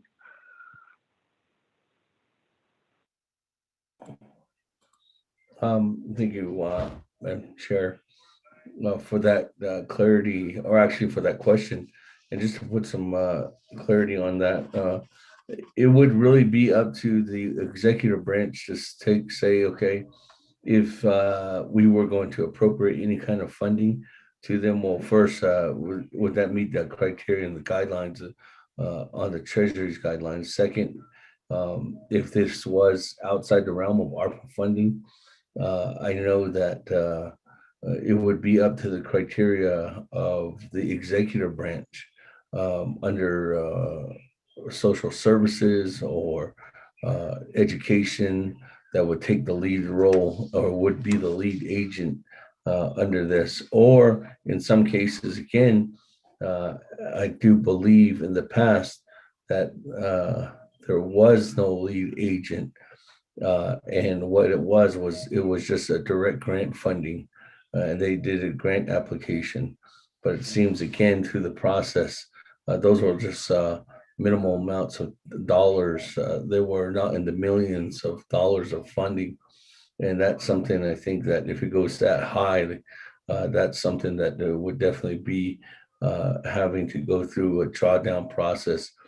For example, if the continuous support for us to, meaning the Navajo Nation, to build out help SMAs build out their roads for that estimated amount of $3 million, that would definitely be something that would fall under NDOT in order for us to help build that, not only a grant application, but also a drawdown in order for that to happen.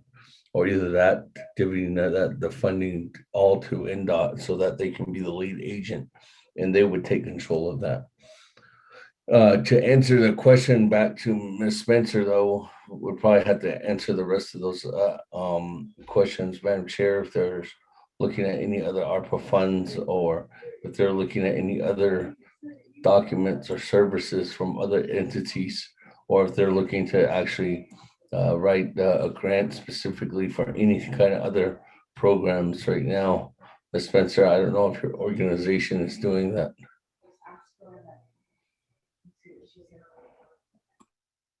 Thank you. The only fund to justify that, the only funds that we're seeking right now or that we have received are from Division of Developmental Disabilities as far as a possible rate increase for our service providers. And that was due to the pandemic, them being able to give us additional funding to increase our rates during that time. The only other thing that I was looking at personally was some ESSER funds from the state, and that kind of had to do with the ARPA funds for school districts in the state of Arizona. So that is being looked into as well. Those are the only funds we've received. And like I said, as far as the applications, like Honorable Speaker provided, was that we did put in a proposal, a grant application for the roads. So that was a set packet that had been sent over. And like I said, the pandemic happened and we weren't able to go any further on that. But we can redo some of that paperwork and submit it again. But those are some of the things that, as far as additional funding coming in, also we were able to ask for a slight increase in our contracts for school districts to give us some more funds, additional funds, for cost per day. And those contracts were agreed upon by the school district. So we're looking at a little bit more funding, but overall it's just trying to manage with what we're dealing with during this pandemic and the funds that we do have right now. Thank you. Thank you very much. Good morning. Yes. Good morning. Good morning, Honorable Speaker Damon, Yes. members of the committee. Jeff Key, one of the board members for SMAs. I want to thank you. For the opportunity would presented at Ilan staff to nakapansok kiso late on the at the late teen the house at the Kuyushi. Niken the has the ko I think questa Ilada what the need kid or the teen ko Shinanta the Zonon Habansok kiso here the list or ko here again Speaker, Honorable Speaker, members of the committee, council delegates, I want to thank you for this opportunity. And I think, as you realize, these fundings we're requesting for these projects are very much needed, especially the roads as well as the internet services. Like this morning, just that one rain knocked out our communications. So I think it's a very much needed projects that we need to get funded. Thank you.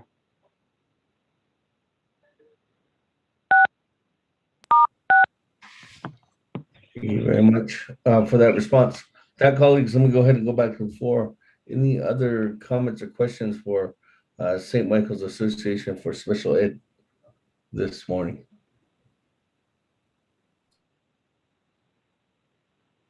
Speaker, this is Delegate Crowley. Yes, Madam Chair. Floor is yours. Thank you, Speaker. I appreciate the information regarding, so for the roads, Speaker, it sounds like you're a little bit familiar with this request for $3 million. And looking at how the road funding is packaged, is this then, and my only assumption is then this would be considered under Delegate Wanika's district. Is this road identified? At this point, it just says road to the campus, but what road number are we talking about? And is it on any existing listing? If Mace knows that, that would be helpful in terms of how we start looking at if areas are budgeted. And the other cost, so there's $3 million for the road, and then the next larger cost is $800,000 for salaries and expenses. Sitting on the oversight last council and now on budget and finance for this 24th Navajo Nation Council, I would just then request if we could just get a breakdown of that $800,000 expense. I'm not sure. I'm just trying to look to see too how we could provide like direct services to the clients, to our people who are there at their site, and how we can enhance their quality of life. So I just wanted to see if we could get that breakdown. I'd appreciate that. Thank you, Speaker. Thank you very much, Madam Chair. Just to answer your first question, and then I'll turn it back over to Ms. Spencer if she wants to follow up, her and her team members. The road is something that's been on the books, and I don't want to say, well, it's not specifically roads. It's actually their it's their property. Paving, I don't know if you've been there lately to St. Michael's Special Ed, Madam Chair, but it's actually to the property, all the roads within the sustainable property, inside the property, and including, well, at one point it was including all the way through St. Michael's Housing Authority, and then onto highway back to I forget what the highway is between Fort Defiance and Window Rock. But specifically just the $3 million was just to provide paving within the internal portion of the school. And the reason why is because if you've have been there during the winter time, or even today, I bet it is just it's chaos with them going from one building to another building because the roads are not paved, moving their students, especially the ones that are in wheelchairs, back and forth have been something of a hazard. And this was something that was just included in there. The very first time that we heard about or did the tour of that was back in 2016. Then there was legislation to move forward with that. That legislation, then I was sitting on the Budget and Finance Committee. We put that together with then Mr. Garrett Silversmith, and that legislation moved forward into 2017. At the beginning of 2017, that legislation stopped at the Budget and Finance Committee because, and then also at the Resource and Development Committee, because both committees wanted to know at that time if there was any further matching funds that the county has, that they ever asked the county or any other third parties or any grants, federal grants, in order for them to maybe possibly do some matching for the roads. That question was never answered.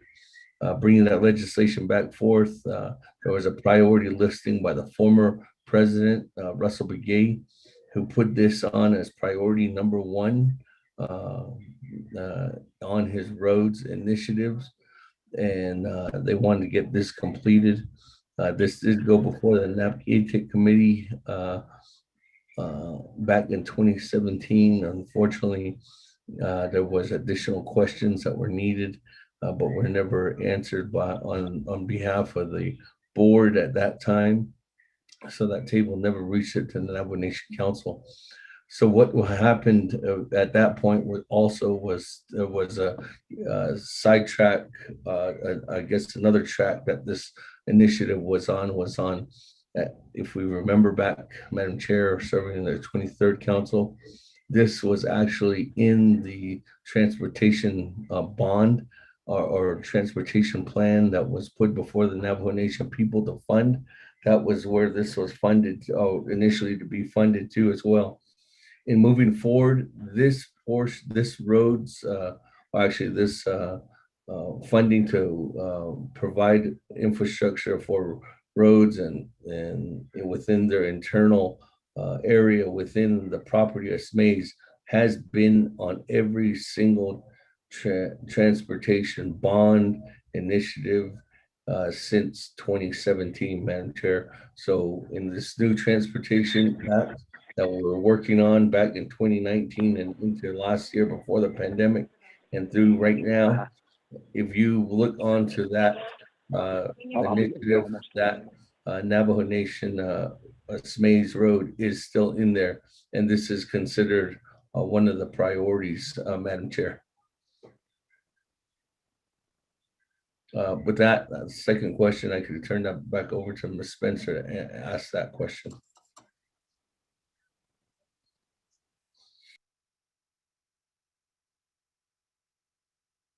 Thank you, Honorable Damon. And thank you for that clarification. You are correct as far as everything that has happened regarding the proposal for the roads. And yes, it is sitting, should be sitting with the transportation bond or the plan that's in the works. But as far as another part of the roads project is that it is on campus that we're asking for this work to be done. And because everything, like we said, on campus, everything is either on gravel or on the dirt. Those are what is on our grounds right now.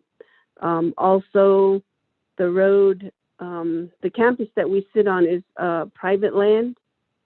So all those figures that we came up with are those dollar amounts. For example, civil design work, site surveying, drainage improvement, the material testing, concrete, curb and gutter work, sidewalks and infrastructure. So that was part of the funds that were identified in the plan. But as far as outside of campus, then that becomes Apache County Road. And from the campus all the way over the hill and into the St. Michael housing area. That is Apache County Road, and that is maintained throughout the year by Apache County as far as having the tractors come on and leveling that out. So I'm hoping that answers your question, Honorable Crotty. But as far as the salaries and the breakdown on that, we will provide that once this goes further, and we'll give the justifications and break that down for everyone. Thank you. Thank you very much, Ms. Spencer. That, colleagues, let me go back to the floor again. Any other comments or questions at this time? Or St. Michael's Association for Special Ed?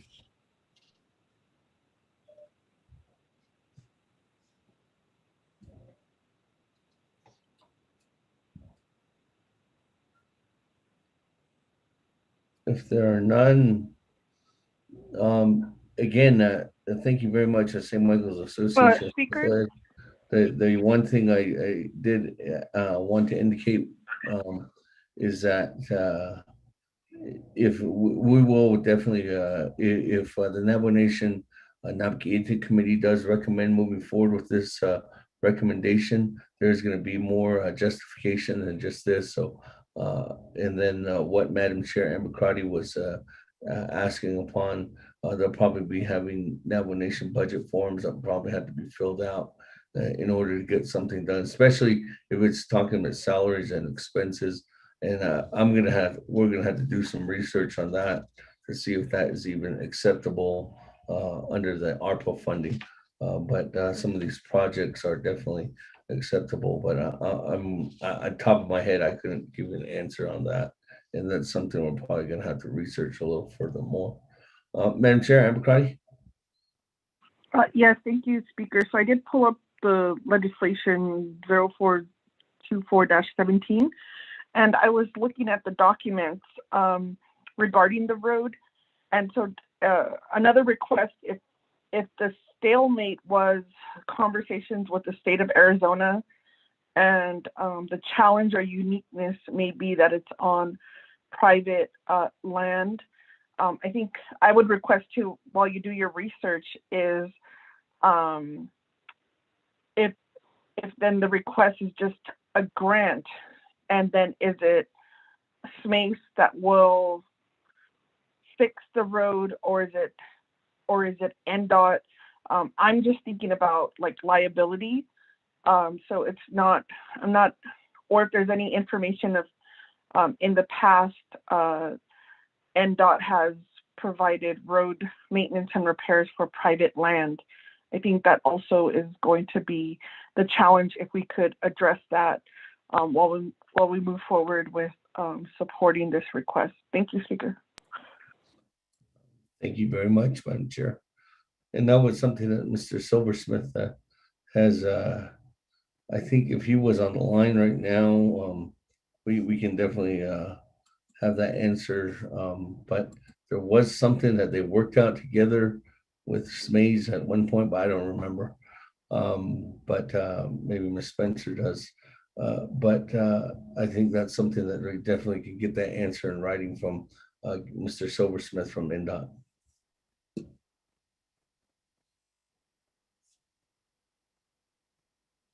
All right, is there any other comments or questions, colleagues?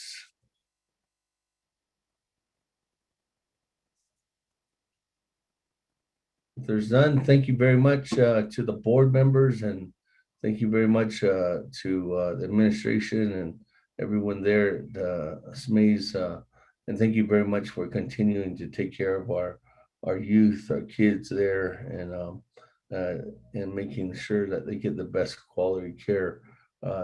As I do believe this is one of the only places on the nation that has taken care of our special needs children.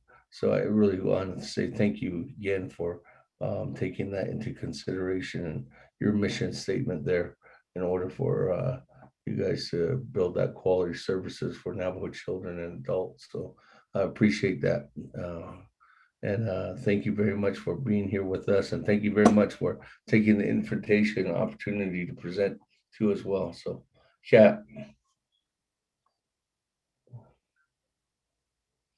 That, Thank you, Honorable colleagues, Speaker. with that, let's go ahead and move on down. We do have item number 3, we do have Coyote Canyon Rehabilitation Center on the line. Next are on the agenda. I think they are on the line. Anybody from CCRC? I think we did get a presentation from them too, correct? Yes, and they are on the line. Ask them to press star 6. You might have to press star 6.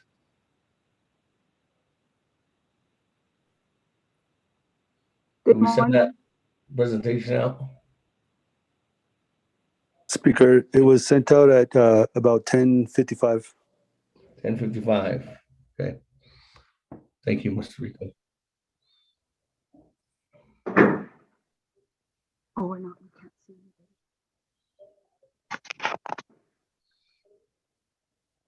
CCRC? Yes, we're here.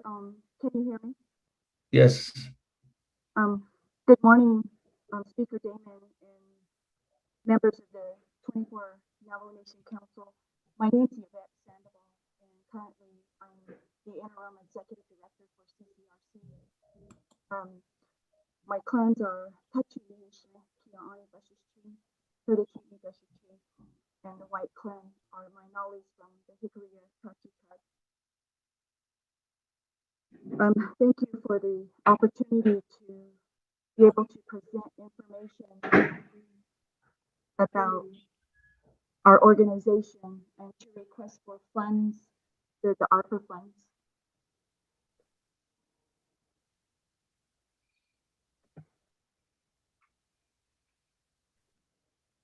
I'm just waiting for the PowerPoint to.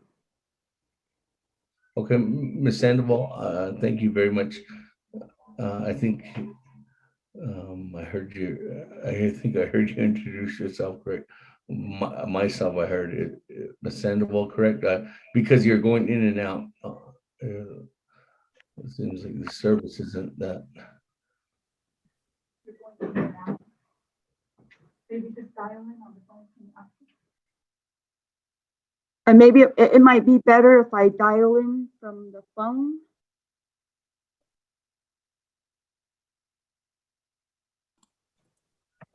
It's up to you, Ms. Sandoval. Whatever way you think that's best.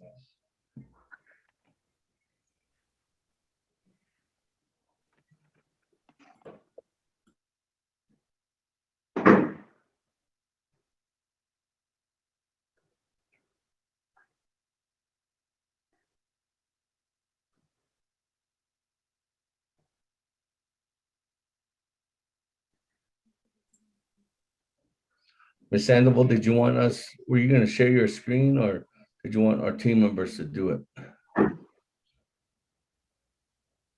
Let's see here. Let me see if I can share screen.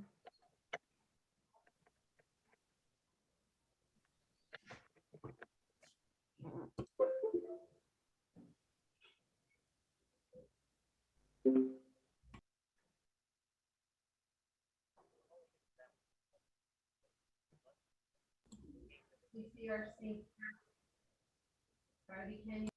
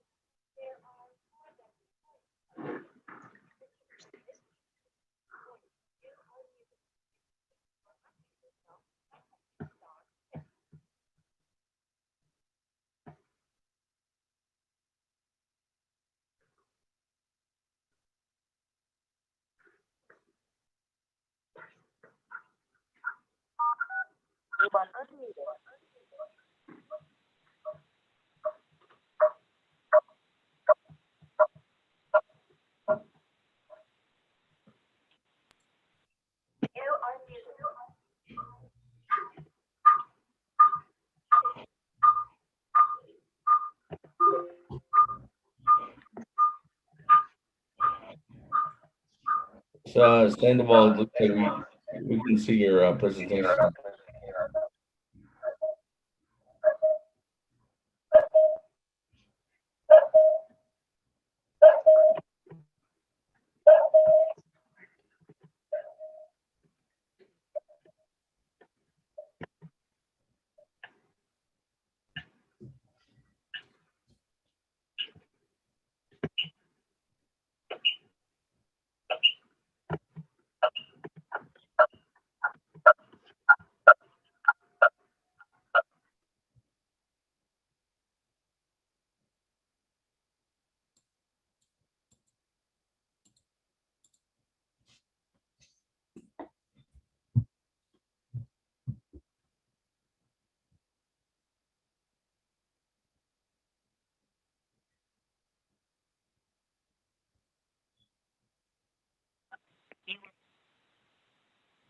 Can you hear me now, Speaker Damon? Yes, yeah, I can hear you loud and clear. Okay. I'm not sure if you can see my screen share. Yeah, we can see it. Okay. You're good. So, okay, thank you. Good afternoon. At this point, my name's Yvette Sandoval, and currently I'm the CCRC Interim Executive Director. And I have, you can see on my first screen, my PowerPoint, I have two other team members that will be presenting alongside with me at some point through the PowerPoint.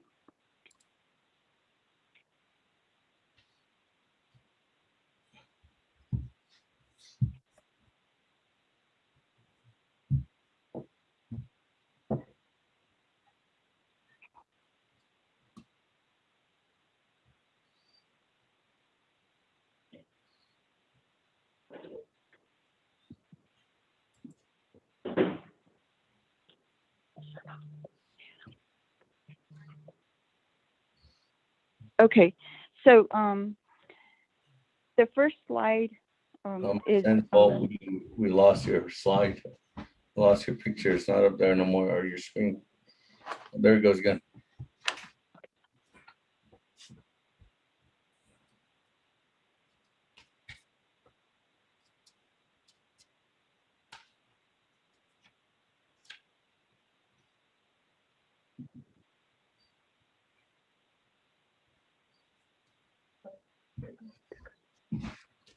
okay. So CCRC is a private nonprofit organization that was established in 1972, and we began to serve individuals with developmental disabilities throughout the Navajo Nation, which included the states of Arizona and Utah. We also operate under an all-Indian governing board, and we also provide accredited work training, life skills training, residential services, and work experience. Here you see our vision statement, which we continue to work and to be a leading person-centered program that promotes dignity and making informed choices and becoming culturally, socially, and financially independent. We have our mission statement that states that we're a unique nonprofit organization that provides quality services and employment opportunities by empowering individuals with intellectual developmental disabilities to be responsible while exercising their right and freedom of choice.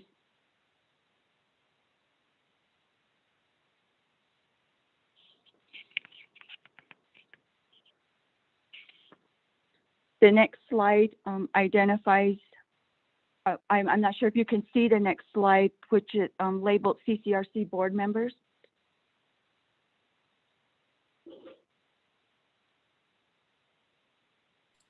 No, we can't. Just on slide 2, it says.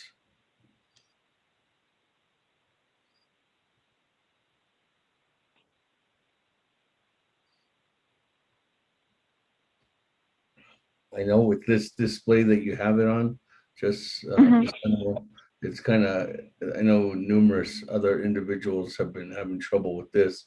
They just usually use the regular PowerPoint display and maybe that one might work better.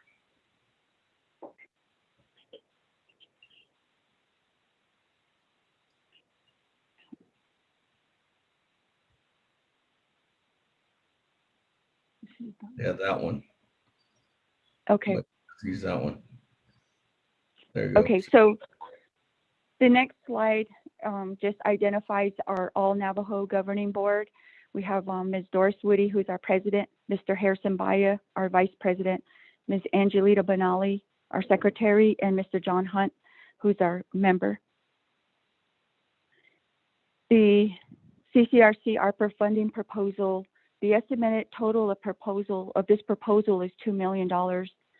And we have it categorized in two different areas. The estimated personnel expenses, which is $307,613, and then the estimated operating and maintenance, which is $1,692,387.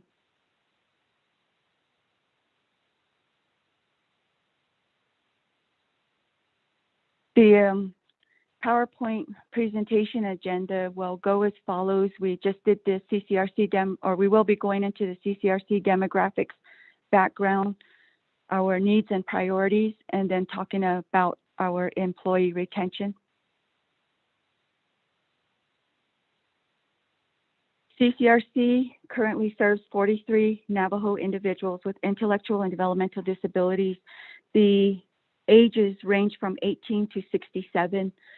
The individuals that we provide services to represent 10 chapters throughout the reservation. We currently have 16 homes that we operate here at CCRC. We have 23 individuals that are funded by the Navajo Nation 638 contract, and that those services that we provide are supported living, assisted living, and day habilitation services. We also have 20 New Mexico or individuals that are funded by the New Mexico Developmental Disabilities Waiver Program, and those services that we provide are supported living, customized in-home supports, which is a service where individuals are independent, live in a home on their own, and staff go in there when requested by the individual to provide services like grocery shopping, going to do their laundry, going to a movie, going out to eat at a restaurant. So that's the service for that customized in-home supports. We also provide customized community supports, and those services are for individuals who are not able to work in the community or work at, we have some projects here at CCRC, like our agricultural project where a member of the Red Willow Farm in the Tohatchee area, we also have some little farming beds over here that our individuals harvest corn, squash, watermelon, tomatoes, green chili, pumpkins, and then they use what they harvest to prepare meals at home. And what we also do is have a big sort of like a feast of all the harvested vegetables, and have a cookout using those what has been grown. We also provide community integrated employment. We are one of, I believe, in the Northwest region here, and even in McKinley County, we're one of 3 agencies that provide employment opportunities for our individuals. And this can be with the unique projects that we have here. We have a vending program where we have vending machines at 23 sites on the reservation. We also have a cafe that is right here on our main compound that is open for breakfast and lunch. We also are subcontracted with the Gallup United States Postal Services. So we have a small post office here that provides services to the community.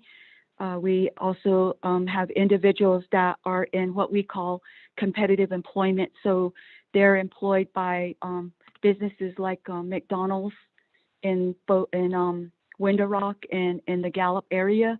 We also have individuals that are employed at the Postal Service or post offices in Fort Defiance and in Window Rock. And that's our competitive employment arena that we provide supports to.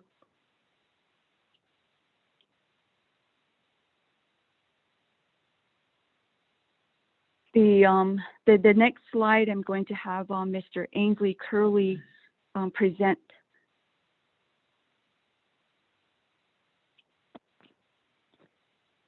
Good afternoon, Honorable Speaker. This is Ainsley Curley and members of the council. We do appreciate your time and the opportunity to present this information as our needs have existed and we've adapted through changes according to the progression of CV-19.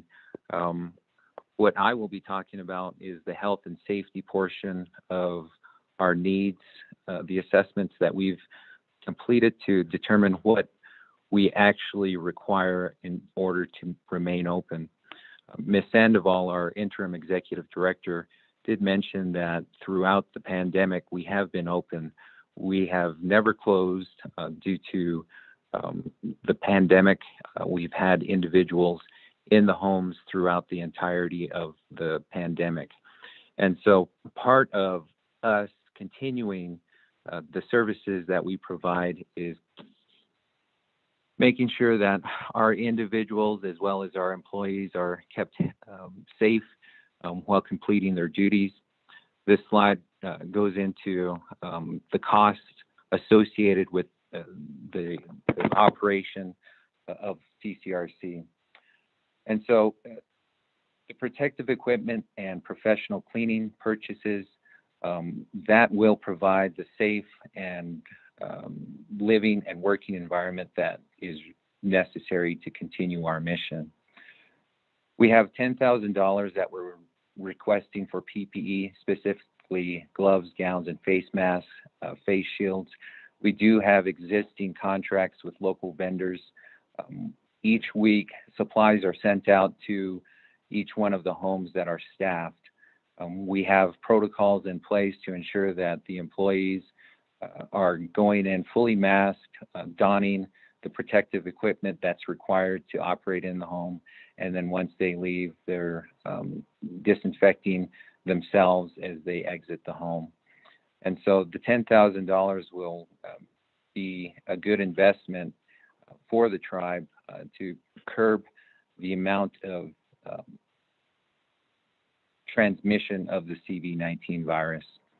We have $35,910 for professional sanitization and cleaning of homes and offices, including duct cleaning. We have purchased items in the past that do surface cleaning. However, because the transmissibility of the virus is through the air, we are concerned about the ductwork in all of our homes. Most of the homes do have central heating, and because of that, the air that's transferred through the vents needs to be, we need to ensure that that air is safe to breathe. We haven't had any issues so far, but going forward, looking at the ductwork and how long the ductwork has been in place here at Ccrc, a thorough cleaning is required. We also have $10,000 requested for cleaning supplies for homes and offices. We do have local vendors that can provide that. We have Navajo preference policies in place with our business office that we will follow in order to purchase these supplies.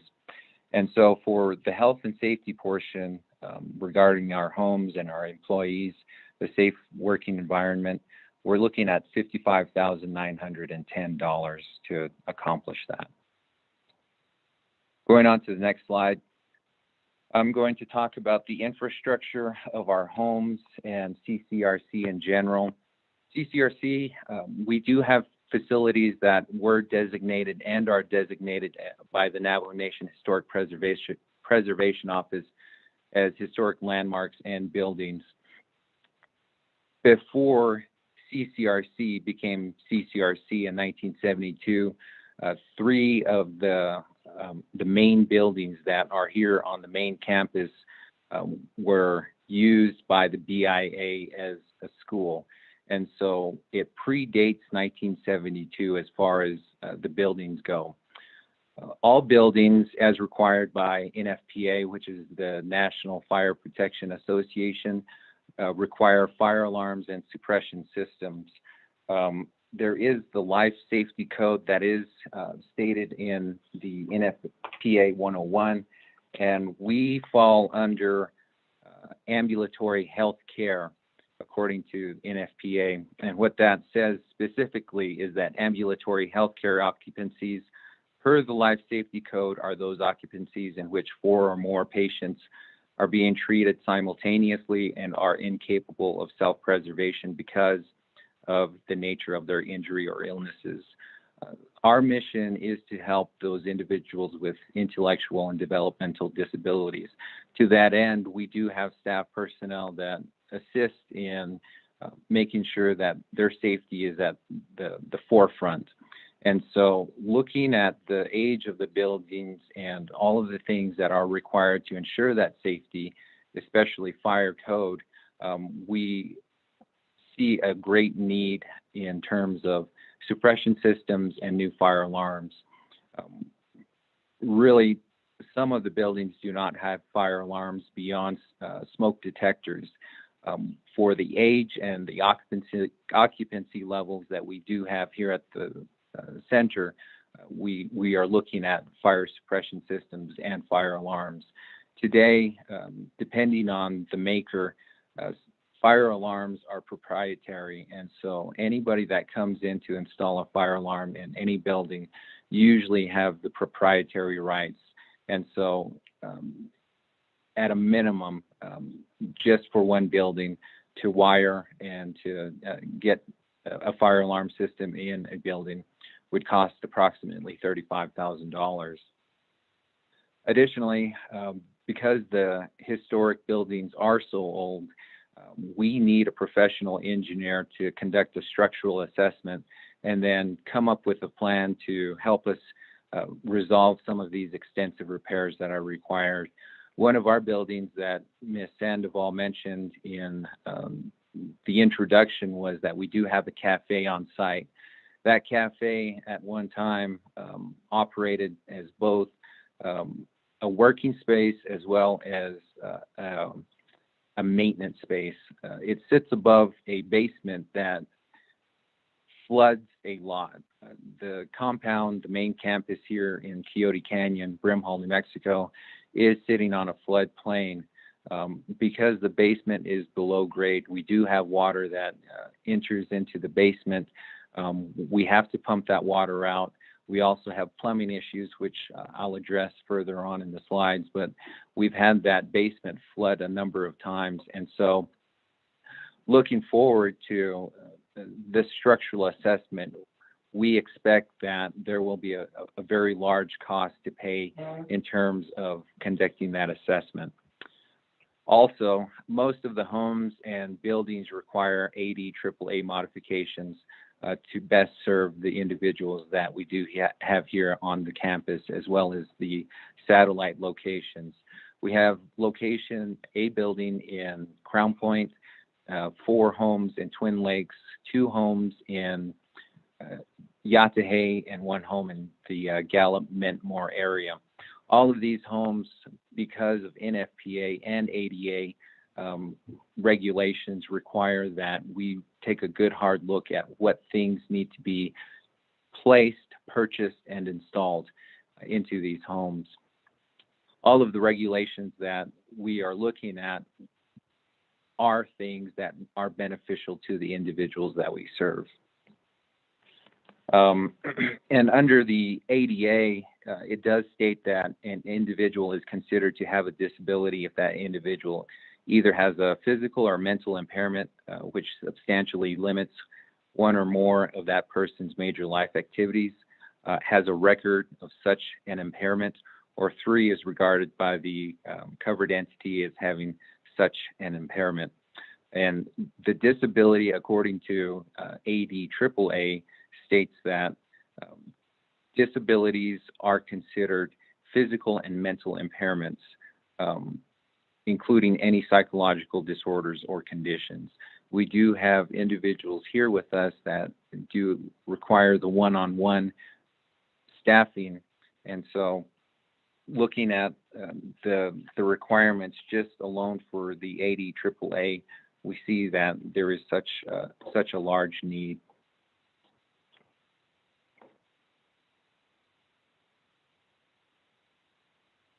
In terms of cost to address some of these issues that I brought up in the previous slide, we have mechanical, electrical, and plumbing systems that need upgrading for the safety and health of the individuals that we serve. For health and safety compliance, we are looking at $25,000, and that's to bring in folks to help us determine where and what we need to retrofit in terms of providing the safeguards for our company. We have a fire hydrant that is on site. We expect that on a good day, if a fire would break out, the closest first responders would probably take at least 45 minutes to arrive here. The fire hydrant that we do have on campus is non-operational, and to get that fire hydrant back up to operations, normal operations, would cost $95,000. The plumbing system, we are looking at $120,000 to replace the pipes that are in our buildings. The plumbing system is original to most of the buildings here on campus. Those pipes are galvanized and cast iron. We've had backups coming from our cafe going into the main sewer line that runs to the lagoon here in Coyote Canyon. A large part of that is due to age. Cast iron pipes over time will crack, and we do have trees on site where the roots will get into the sewage system. And so looking at that, we're expecting a cost of $120,000 to excavate, remove, and replace all the piping, as well as returning the land where the pipes are removed back to original state. Electrical system upgrades. We do have limited power here in the building. A number of years ago, a company did come in to try to fix the problems with our power. Right now, as it stands, we're putting out at least 100 amps here in the main campus. We have a computer site, as well as a computer lab, as well as our business office, including the administrative offices here in the main building. The draw on the power alone is necessary to expand the services that are provided to the individuals. Half of our building, to be honest, does not have power in outlets. The previous company that came in to modify the building and install power was not able to complete the work on one side of the building. And so we do have an issue with power in our main building. We've conducted some studies in terms of what it would cost, and the labor alone is very expensive. And so $200,000 is not unreasonable in terms of getting an electric company to come in to replace the lines that currently are in the building. Continuing on with our needs and priorities for our infrastructure.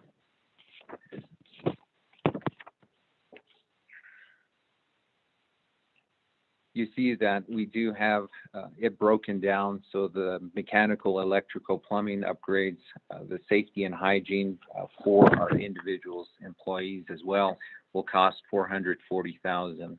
We do have a parking lot that has undergone a lot of temporary repairs. We are looking at a cost of $750,000 to replace approximately 4 acres of parking lot that we have on site. The parking lot alone does present trip and fall hazards that will pose a risk to our individuals. We have individuals that require transportation. We have a parking lot to offload and upload the passengers as they come to the main campus. We have individuals that are in wheelchairs as well as using walkers. So looking at the parking lot, $750,000 to conduct the design build of the parking lot is what we are requesting. Number 3 is $250,000 for 2 4-bedroom mobile homes.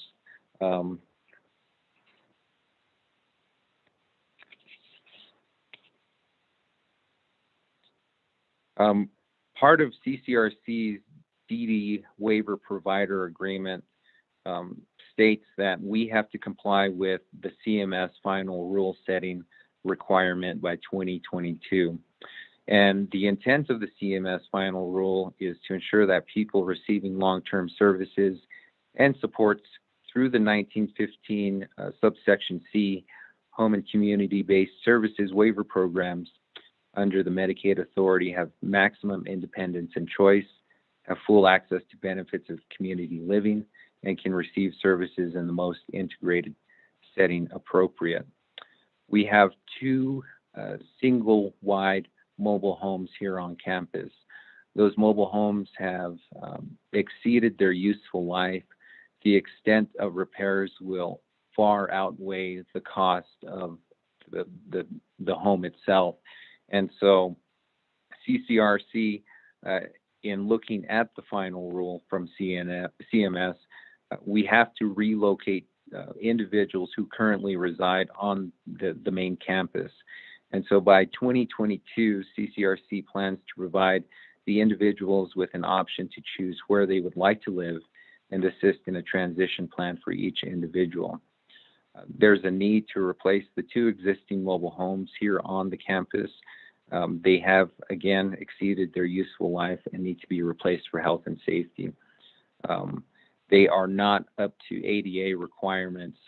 We've had to move people around somewhat in terms of making sure that the building or the home that they're in actually is safe enough for them to live in due to their medical conditions that have progressed beyond the ability to walk, using walkers and wheelchairs.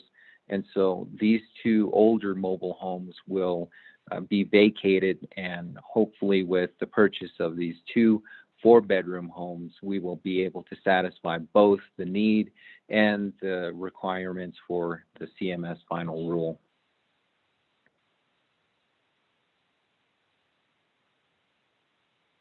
Going on to discuss the technology, along with everyone else and the 2 other organizations that presented before us, the increased reliance on telecommunications is needed for completing medical appointments, completing case management meetings, and then for conducting morale visits for our individuals. They do use the computers to reach out and have that screen time with their relatives who have that capability in their homes as well.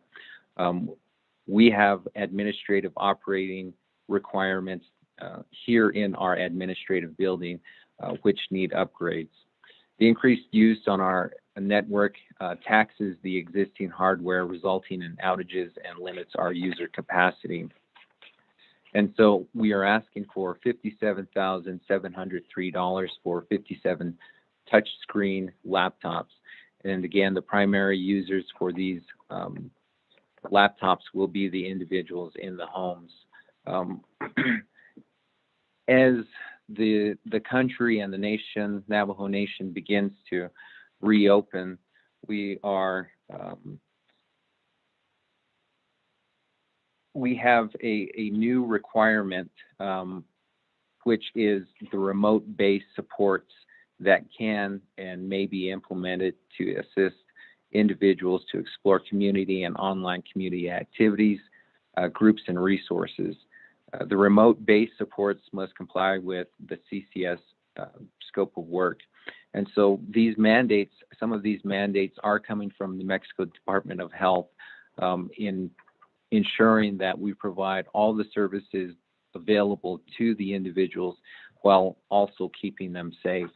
And so the laptops will come in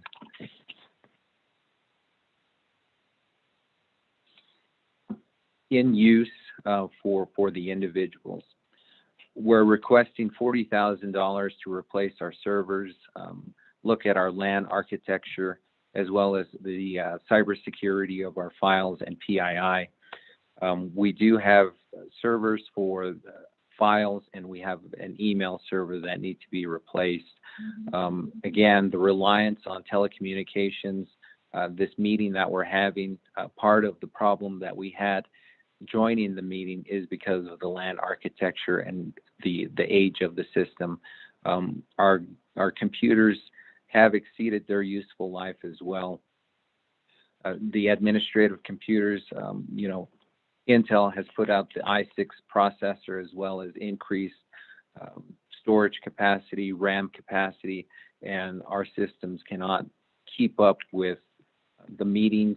We do have the outages. We do have shortages in the number of users that are able to log into the meetings. Because we deal with health information, we have IT information or health information stored on our IT system. Cybersecurity now is such a big deal that we have to purchase insurance to protect ourselves in the event that would occur. Going forward, what we would like to do is tighten the security on our network. And so the subtotal for this for technology is $97,000 and $703.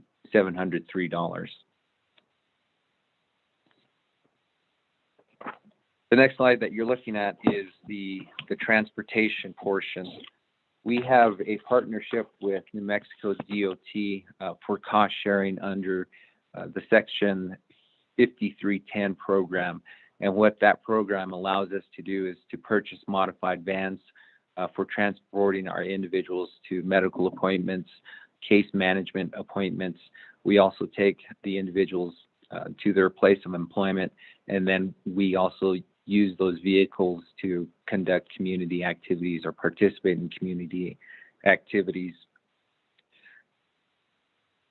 We have a mileage report that is submitted each quarter to New Mexico DOT, and even while for the most part everything was shut down from the beginning of April last year up until March of this year, during that time the vehicles that we have put 39,899 miles on them, and that's with most things closed. As we begin to open up and as we begin to take the individuals to their appointments, doing the face-to-face appointments with doctors and therapists, that number will certainly increase as far as the mileage goes. A lot of our vehicles have met their useful life, and the repairs to make to those vehicles exceed the cost of the vehicle alone. We are looking at 6 brand new wheelchair accessible vans purchased from a company in Albuquerque. They have a sole source contract with New Mexico DOT, and because we do participate in the Section 5310 program, that is the vendor of choice for CCRC. Looking at the cost for those 6 purchases of the vehicles will cost us $55,910.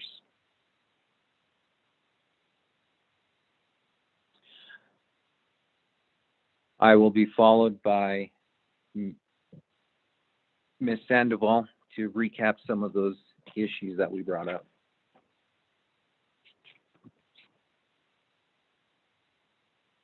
Thank you, Mr. Curley. So the next slide that you see is employee retention. And just like other organizations that have presented before us have voiced, you know, since March of 2020 to present, providers like CCRC have had a challenge of retaining employees because of the fear of the COVID-19 coronavirus. And so we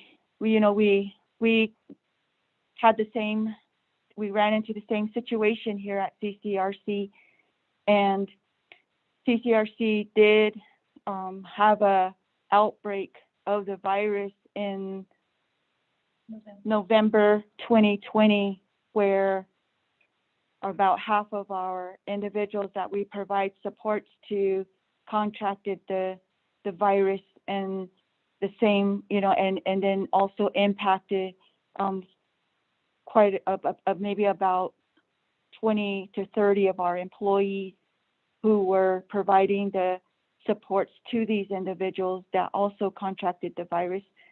So it the virus impacted us in November 2020, and then I believe our last positive case was January 4th of 2021. We currently have 99% of our individuals who have been vaccinated with both of the dose of either the Pfizer or the Moderna. We do have one individual that has a diagnosis that prevents him from getting the vaccine. And so we're working, you know, and with the physicians about having him to be able to get the vaccine at this point. But some of our employees who did get the virus did not return back to employment with CCRC, and you know, it resulted in a staffing crisis for us here. I wanted to, with this slide, this is how individuals under the waiver program are categorized for the level of care. And CCRC has individuals that are in these categories. Some individuals have moved from the basic support to an extensive support resulting from contracting the virus. They are still recovering from it. And so they're today are needing more support from our staff that we have on. We also provide specialty training, which encompasses like occupational therapy, physical therapy, speech and language. We have individuals who have some eating challenges because of their disability or because of aging, that ends up requiring them to have what is called a comprehensive aspiration risk management plan, and that's that CARP acronym that you see there. And then for individuals that have underlying health conditions, we have medical emergency response plans that are in place and healthcare plans that are in place to guide our support staff on what they need to do or what they need to know about the underlying health conditions of the individuals that they provide supports to. The BSC is a behavior support consultant that is provided for the individuals on the waiver program. I'm not sure if you all are aware of the different in the array of services that are provided from the waiver program in comparison to the individuals that are funded by the Navajo Nation. We for services like physical therapy, specifically, for the individuals that are funded by the Navajo Nation, we resort to the Indian Health Services for those services. We do have the challenge of occupational therapy and speech and language services for individuals that are supported by the 638 contract. So the best thing that happens is when an individual that is funded by the Navajo Nation gets allocated or transitions to the waiver, becomes eligible to receive services under the waiver program. And I'm pretty sure you've heard or the waiver program having a waiting list of about 10,000 people to get that service. And so individuals, with intellectual and developmental disabilities are waiting like 7 to 10 years to transition to get those services under the Medicaid waiver program. And so now what has happened is that the governor has implemented or approved another program, which is called a supports waiver program. And the purpose for that was to minimize minimize the waiting list for the regular developmental disabilities waiver program because of the thousands of individuals waiting for services for that program. So now we have a new program with the state of New Mexico called a supports waiver. So that's what this slide talks about. The next slide is also on continuing with employee retention, and this is this slide. We wanted to point out the number of hours for training for our support staff. We have requirements under the Medicaid waiver program that says that our staff need to receive training and be able to know about the individuals they're providing supports to. And so here at CCRC, a newly hired direct support professional requires a minimum of 71 hours of training.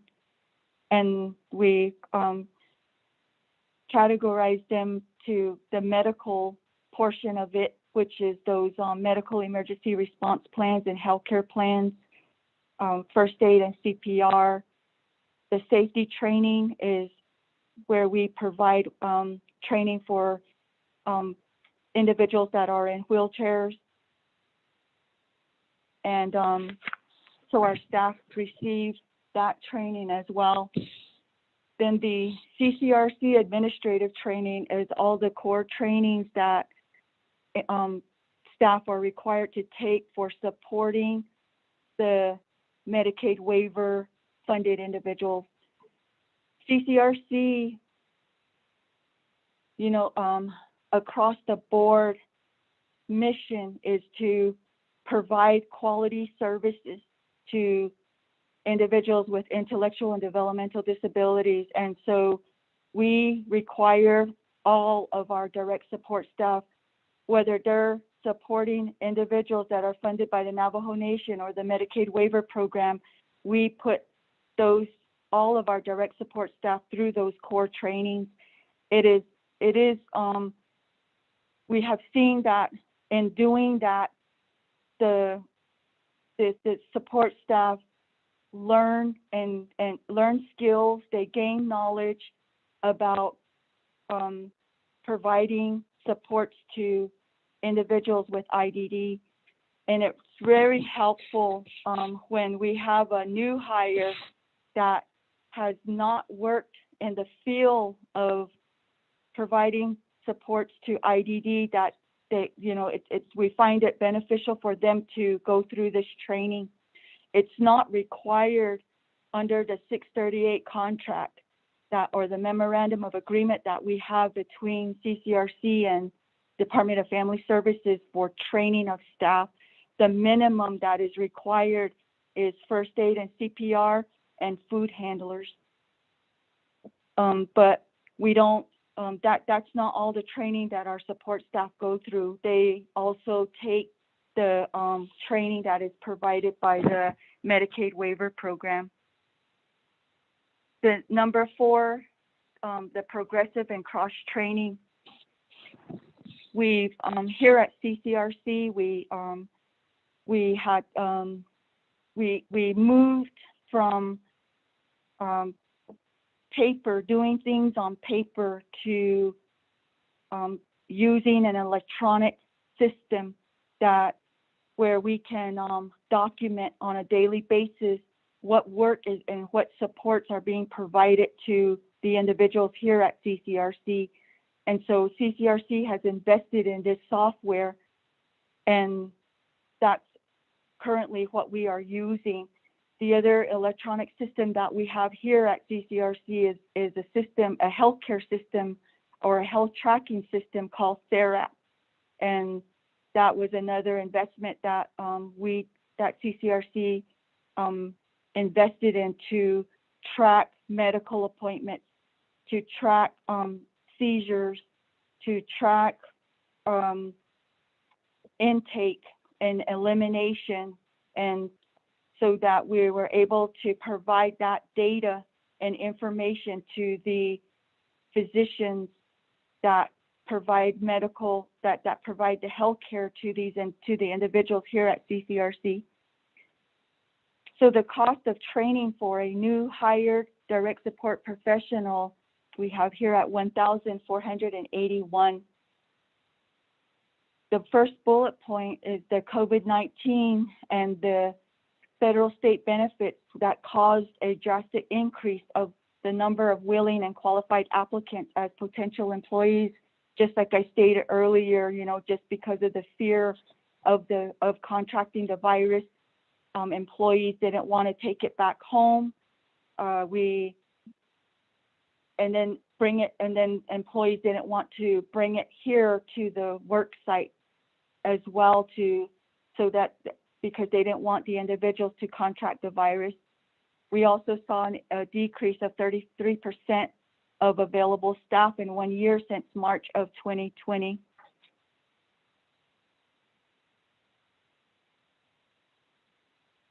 I'll have Ms. Angeli James present the next slide of hazard pay and employee training.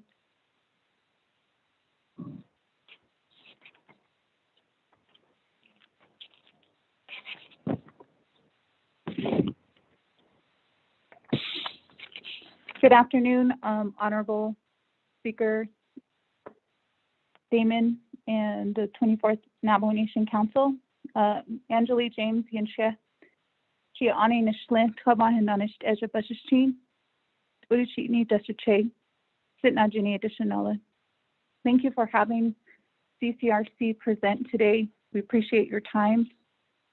Under continuing with our needs and priorities for our employee retention, we do have a list for hazard pay for our frontline essential direct care workers, and this goes retroactive to July 2020 to present June 2021 in the amount of $277,200 and employee training at $30,413.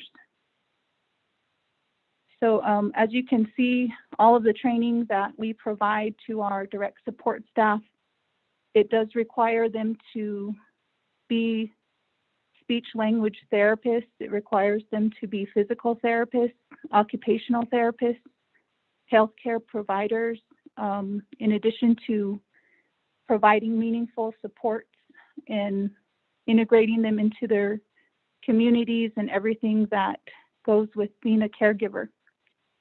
So that is one of the areas that we are requesting for our direct support staff It does not include our administrative employees. This is only for our frontline essential direct care workers. We have increased their pay by $2, and this would be retroactive to July 2020 to present. And it's something that we appreciate our former DSPs that have worked with us throughout the pandemic that might not be here with us working right now, either because they contracted the virus, they did not return, but we still honor the work that they provided during the pandemic. And so that's the reason why we have it stated as retroactive to July 2020. And the subtotal is the $307,613 for our employee training and the hazard pay. We in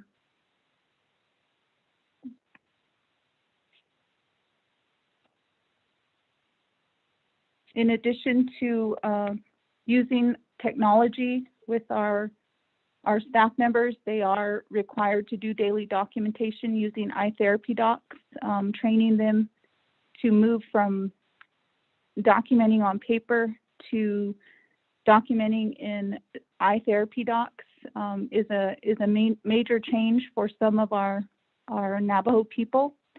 It is great to go paperless, but it also requires the training, the mentoring, the patience, and the monitoring for our Navajo support staff that have been in these caregiver fields, many for over 10 years.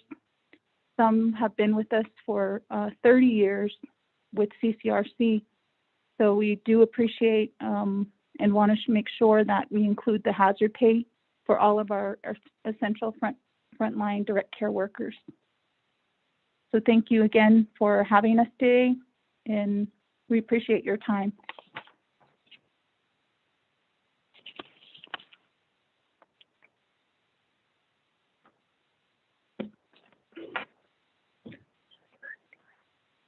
Mr. Speaker and members of the council, this is Ainsley Curley again. What I'm going to do now is just recap what the needs and priorities as far as costs go. This breakdown in terms of what we're asking is listed on this slide here. The total is $2 million.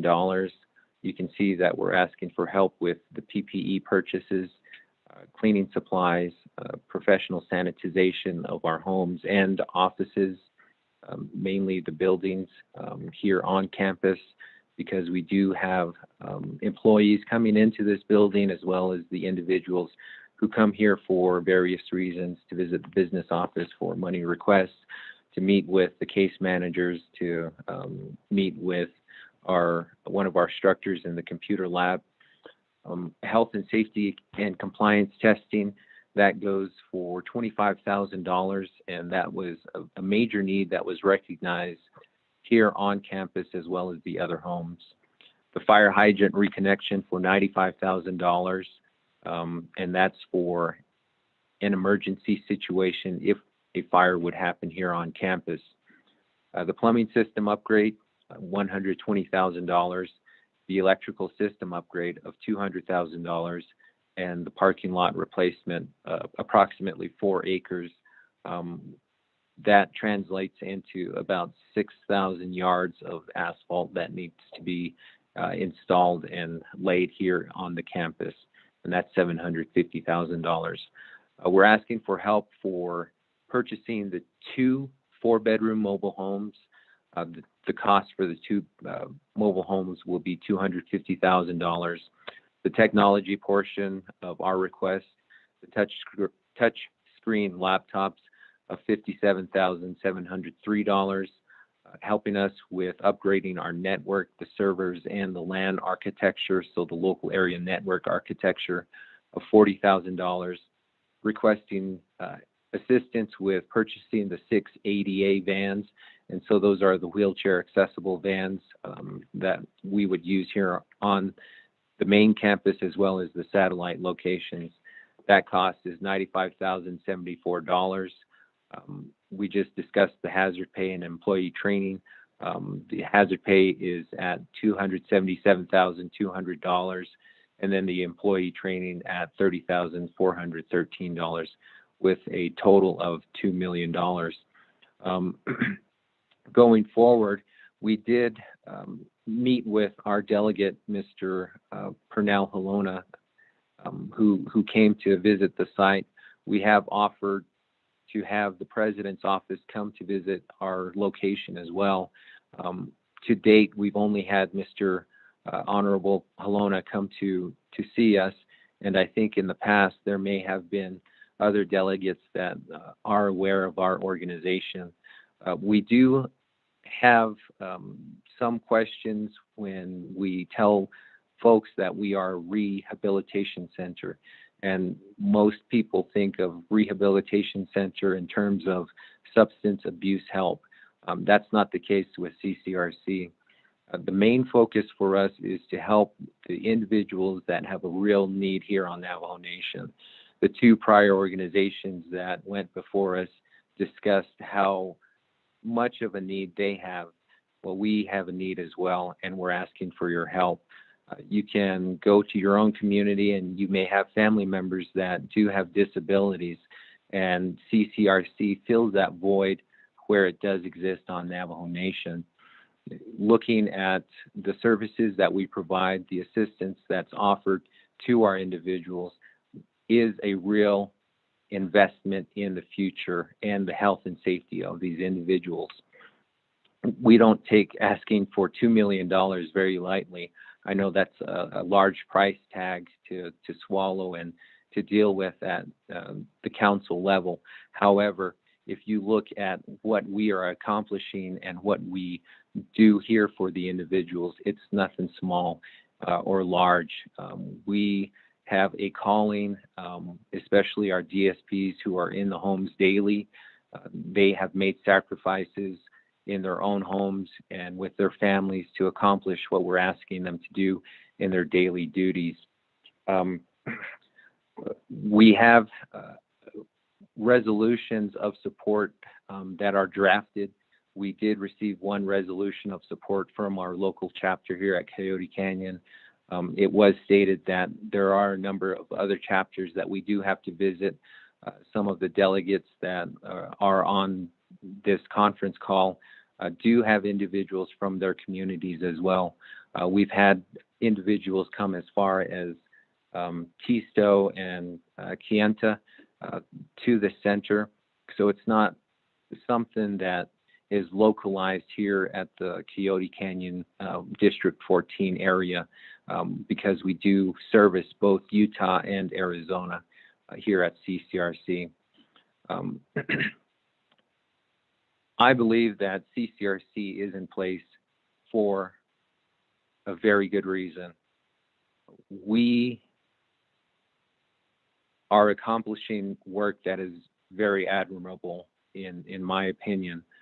You look at the level of effort that's required to go into a home. It takes a special type of person to be able to accomplish what we're trying to do here. The personality of the person lends itself to being able to be patient, to be kind, to be respectful to the individuals that we assist here at CCRC. So going forward, I hope that this presentation opens your eyes to what is available to our individuals with developmental disabilities, both intellectual and developmental disabilities. I think that programs like this are sometimes overlooked because you really don't hear about these programs unless you have a family member or somebody that comes to you in need. Again, for the individuals that are here with us, we provide the training for them to look for employment, to assist them with working and using technology, laptops, iPads, tablets. We have the cafe, which offers job training, the skills necessary to go out into a community or a city to be gainfully employed. We teach those things that are necessary to help our individuals.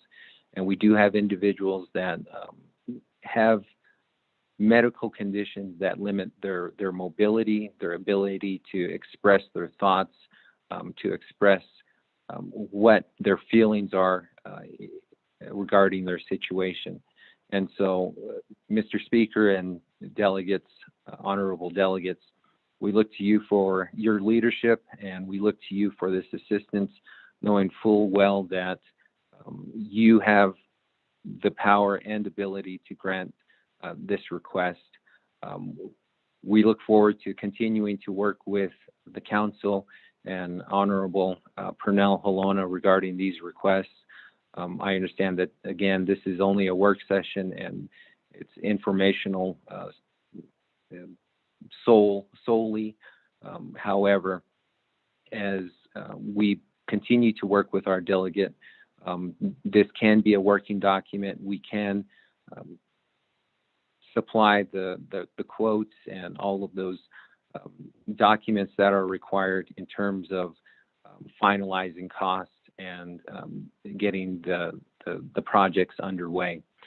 And so thank you again for your time. I will be followed by our Executive Director, Ms. Sandoval.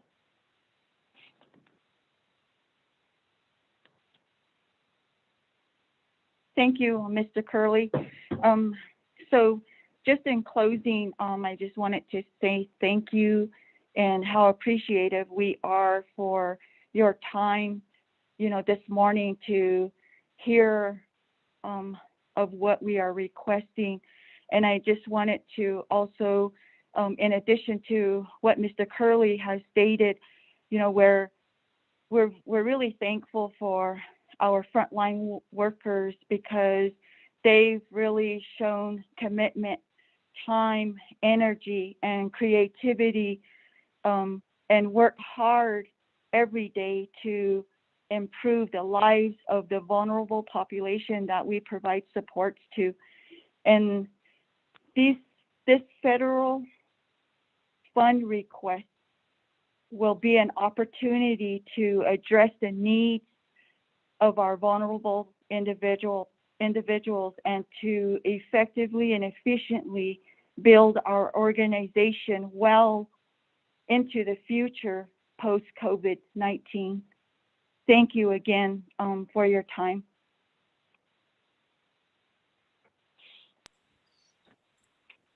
Thank you very much to you, Ms. Sandoval, and thank you very much to your team members, Mr. Curley and Ms. James, for that from the Coyote Canyon Rehabilitation Center. Thank you very much for your breakdown too, most informative presentation there, not only from the presentation on an overview of what CCRC does, but also in the needs and priorities, and then just a budgetary line item for the overall request from Navajo Nation receiving some ARPA funds or American Rescue Plan Act of 2021 funds. So we appreciate that, and thank you for the time again, and thank you for responding to the request from the Speaker's office in order to be here today too as well. So with that, colleagues, that was a very informative presentation. Is there any comments or questions at this time? I'm going to turn it over to the floor.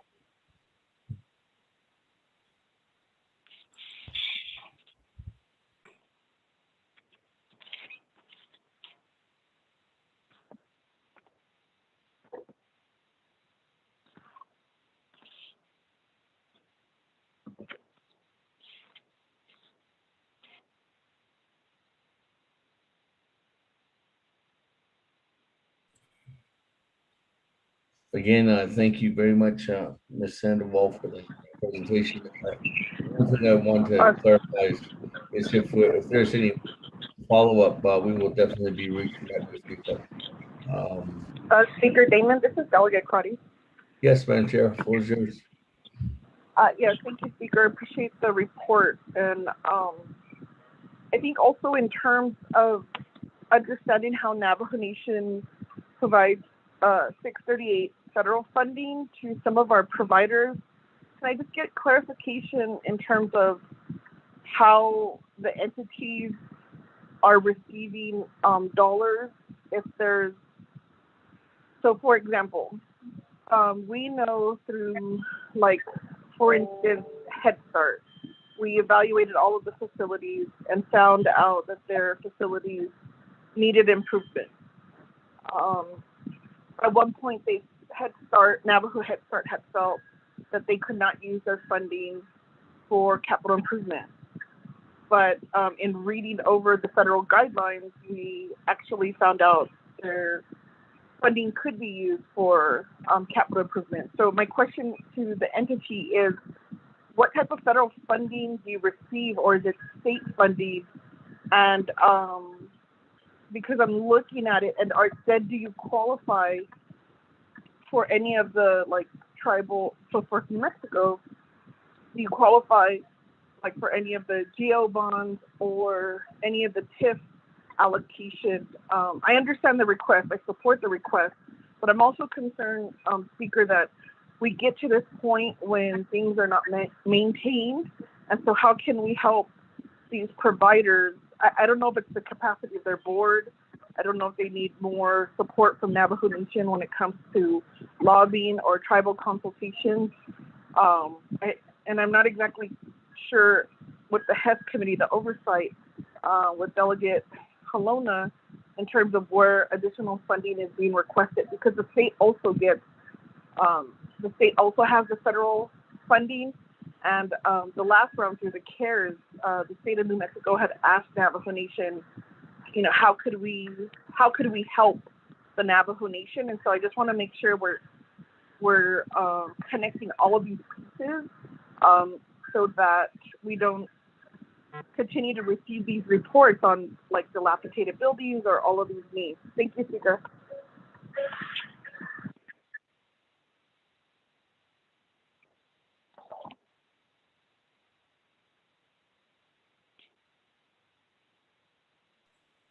Thank you very much, Madam Chair. With that, let me turn the floor back over to Ms. Sandoval for your response to that question. Thank you, Honorable Damon. Thank you, Ms. Crotty, for the question. So I believe it was about three years ago that we did a presentation to the New Mexico Indian Affairs Committee. And we also applied for Navajo Nation capital outlay assistance. But because we are nonprofit, we were determined, I guess, disqualified from for those capital outlay funds.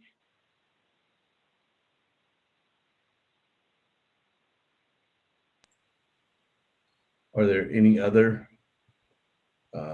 programs through, I guess, through all, additionally asking that question, Ms. Sandoval, is there any other, I guess, programs that you're getting right now, any funding that's allocated that's available for you to authorize to build out on any of your capital outlay projects?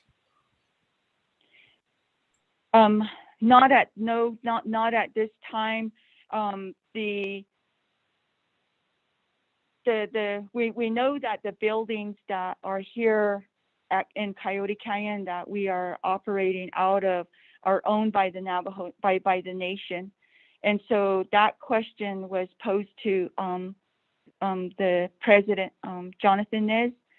But the only other federal funds that CCRC receives is a grant from the Native American Career Technical Education grant out of Washington, D.C. And that merely, those funds are used for training of the individuals, for training for individuals that are here at CCRC to, and that's either for skill building or for employment opportunity. And so that's the only other federal grant that CCRC gets.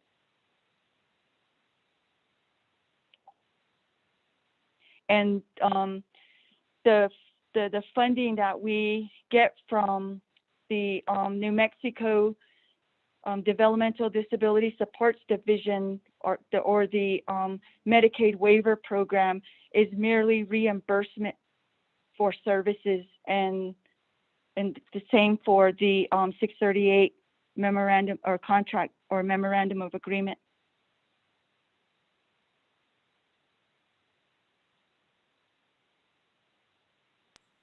Thank you very much for those remarks.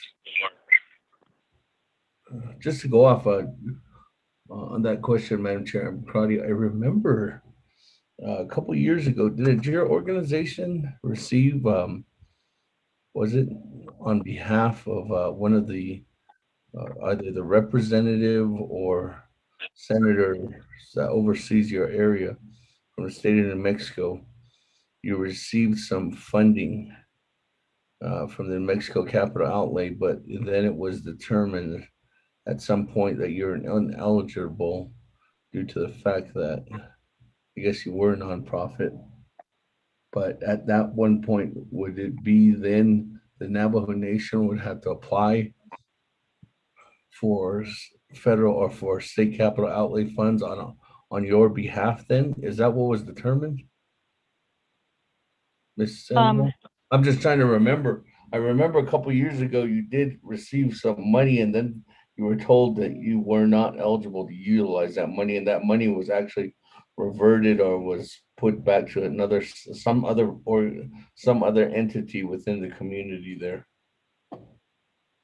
That is correct, Honorable Damon. The representative was Senator Shendo.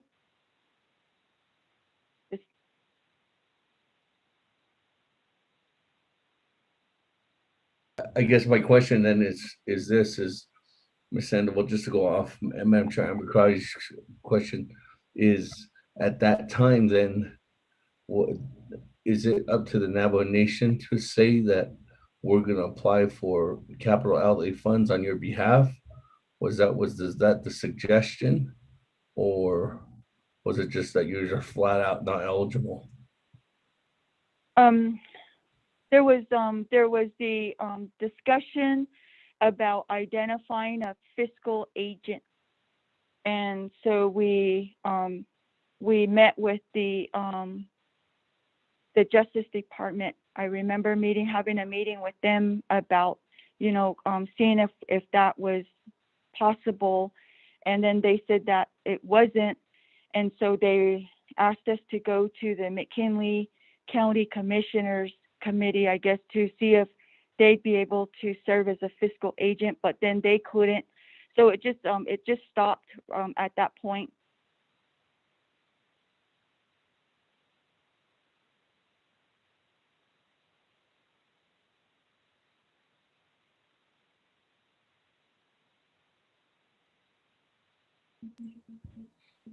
Okay, thank you.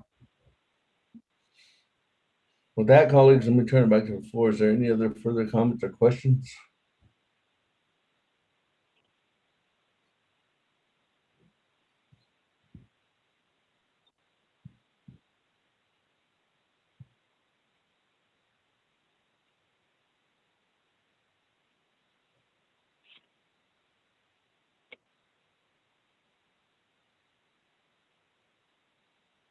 If there's no further comments or questions, colleagues,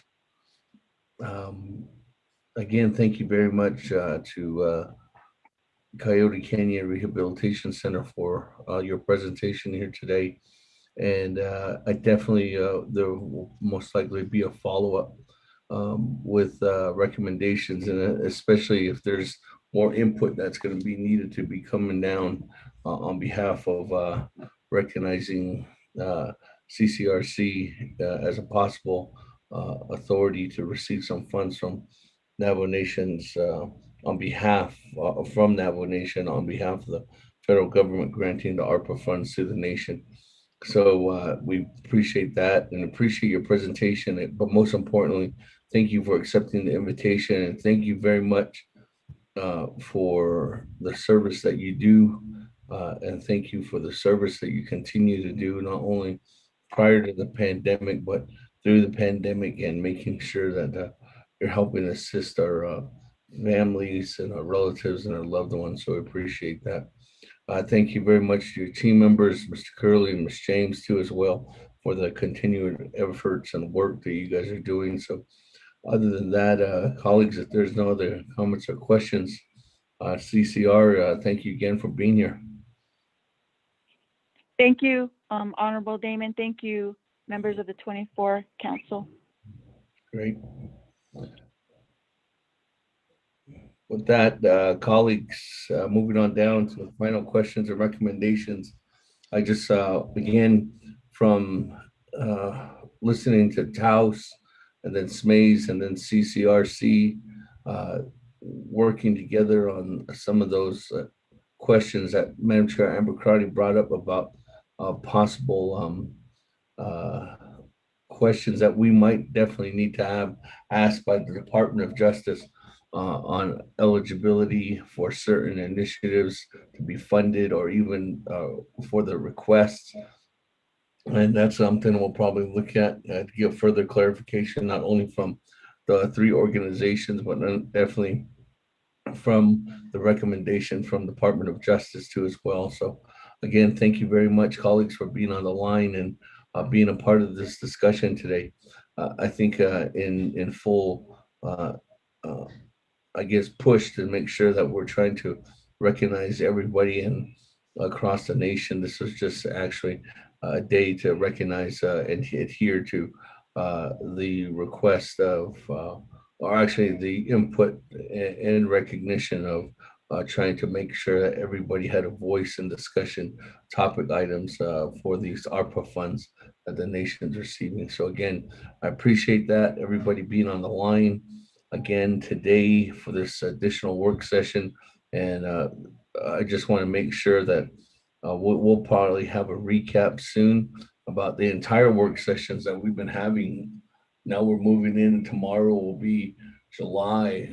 We started at the end of March with the very first branch chiefs work session, and through April, May, June for the past 3 months. And just to make sure my colleagues and everybody's relatively aware, there is the fund management plan that's being put together and will be dropped here shortly and soon, that has the inputs and clarity from not only the work sessions that have been presented, but also from the external discussion items that have been external discussion items, that have been just talked about, that are on the internal processes from Department of Justice, Controller's Office, OMB, and the Business Regulatory Office, recommendations from Office of the President and Vice President, from here, from the Speaker's Office,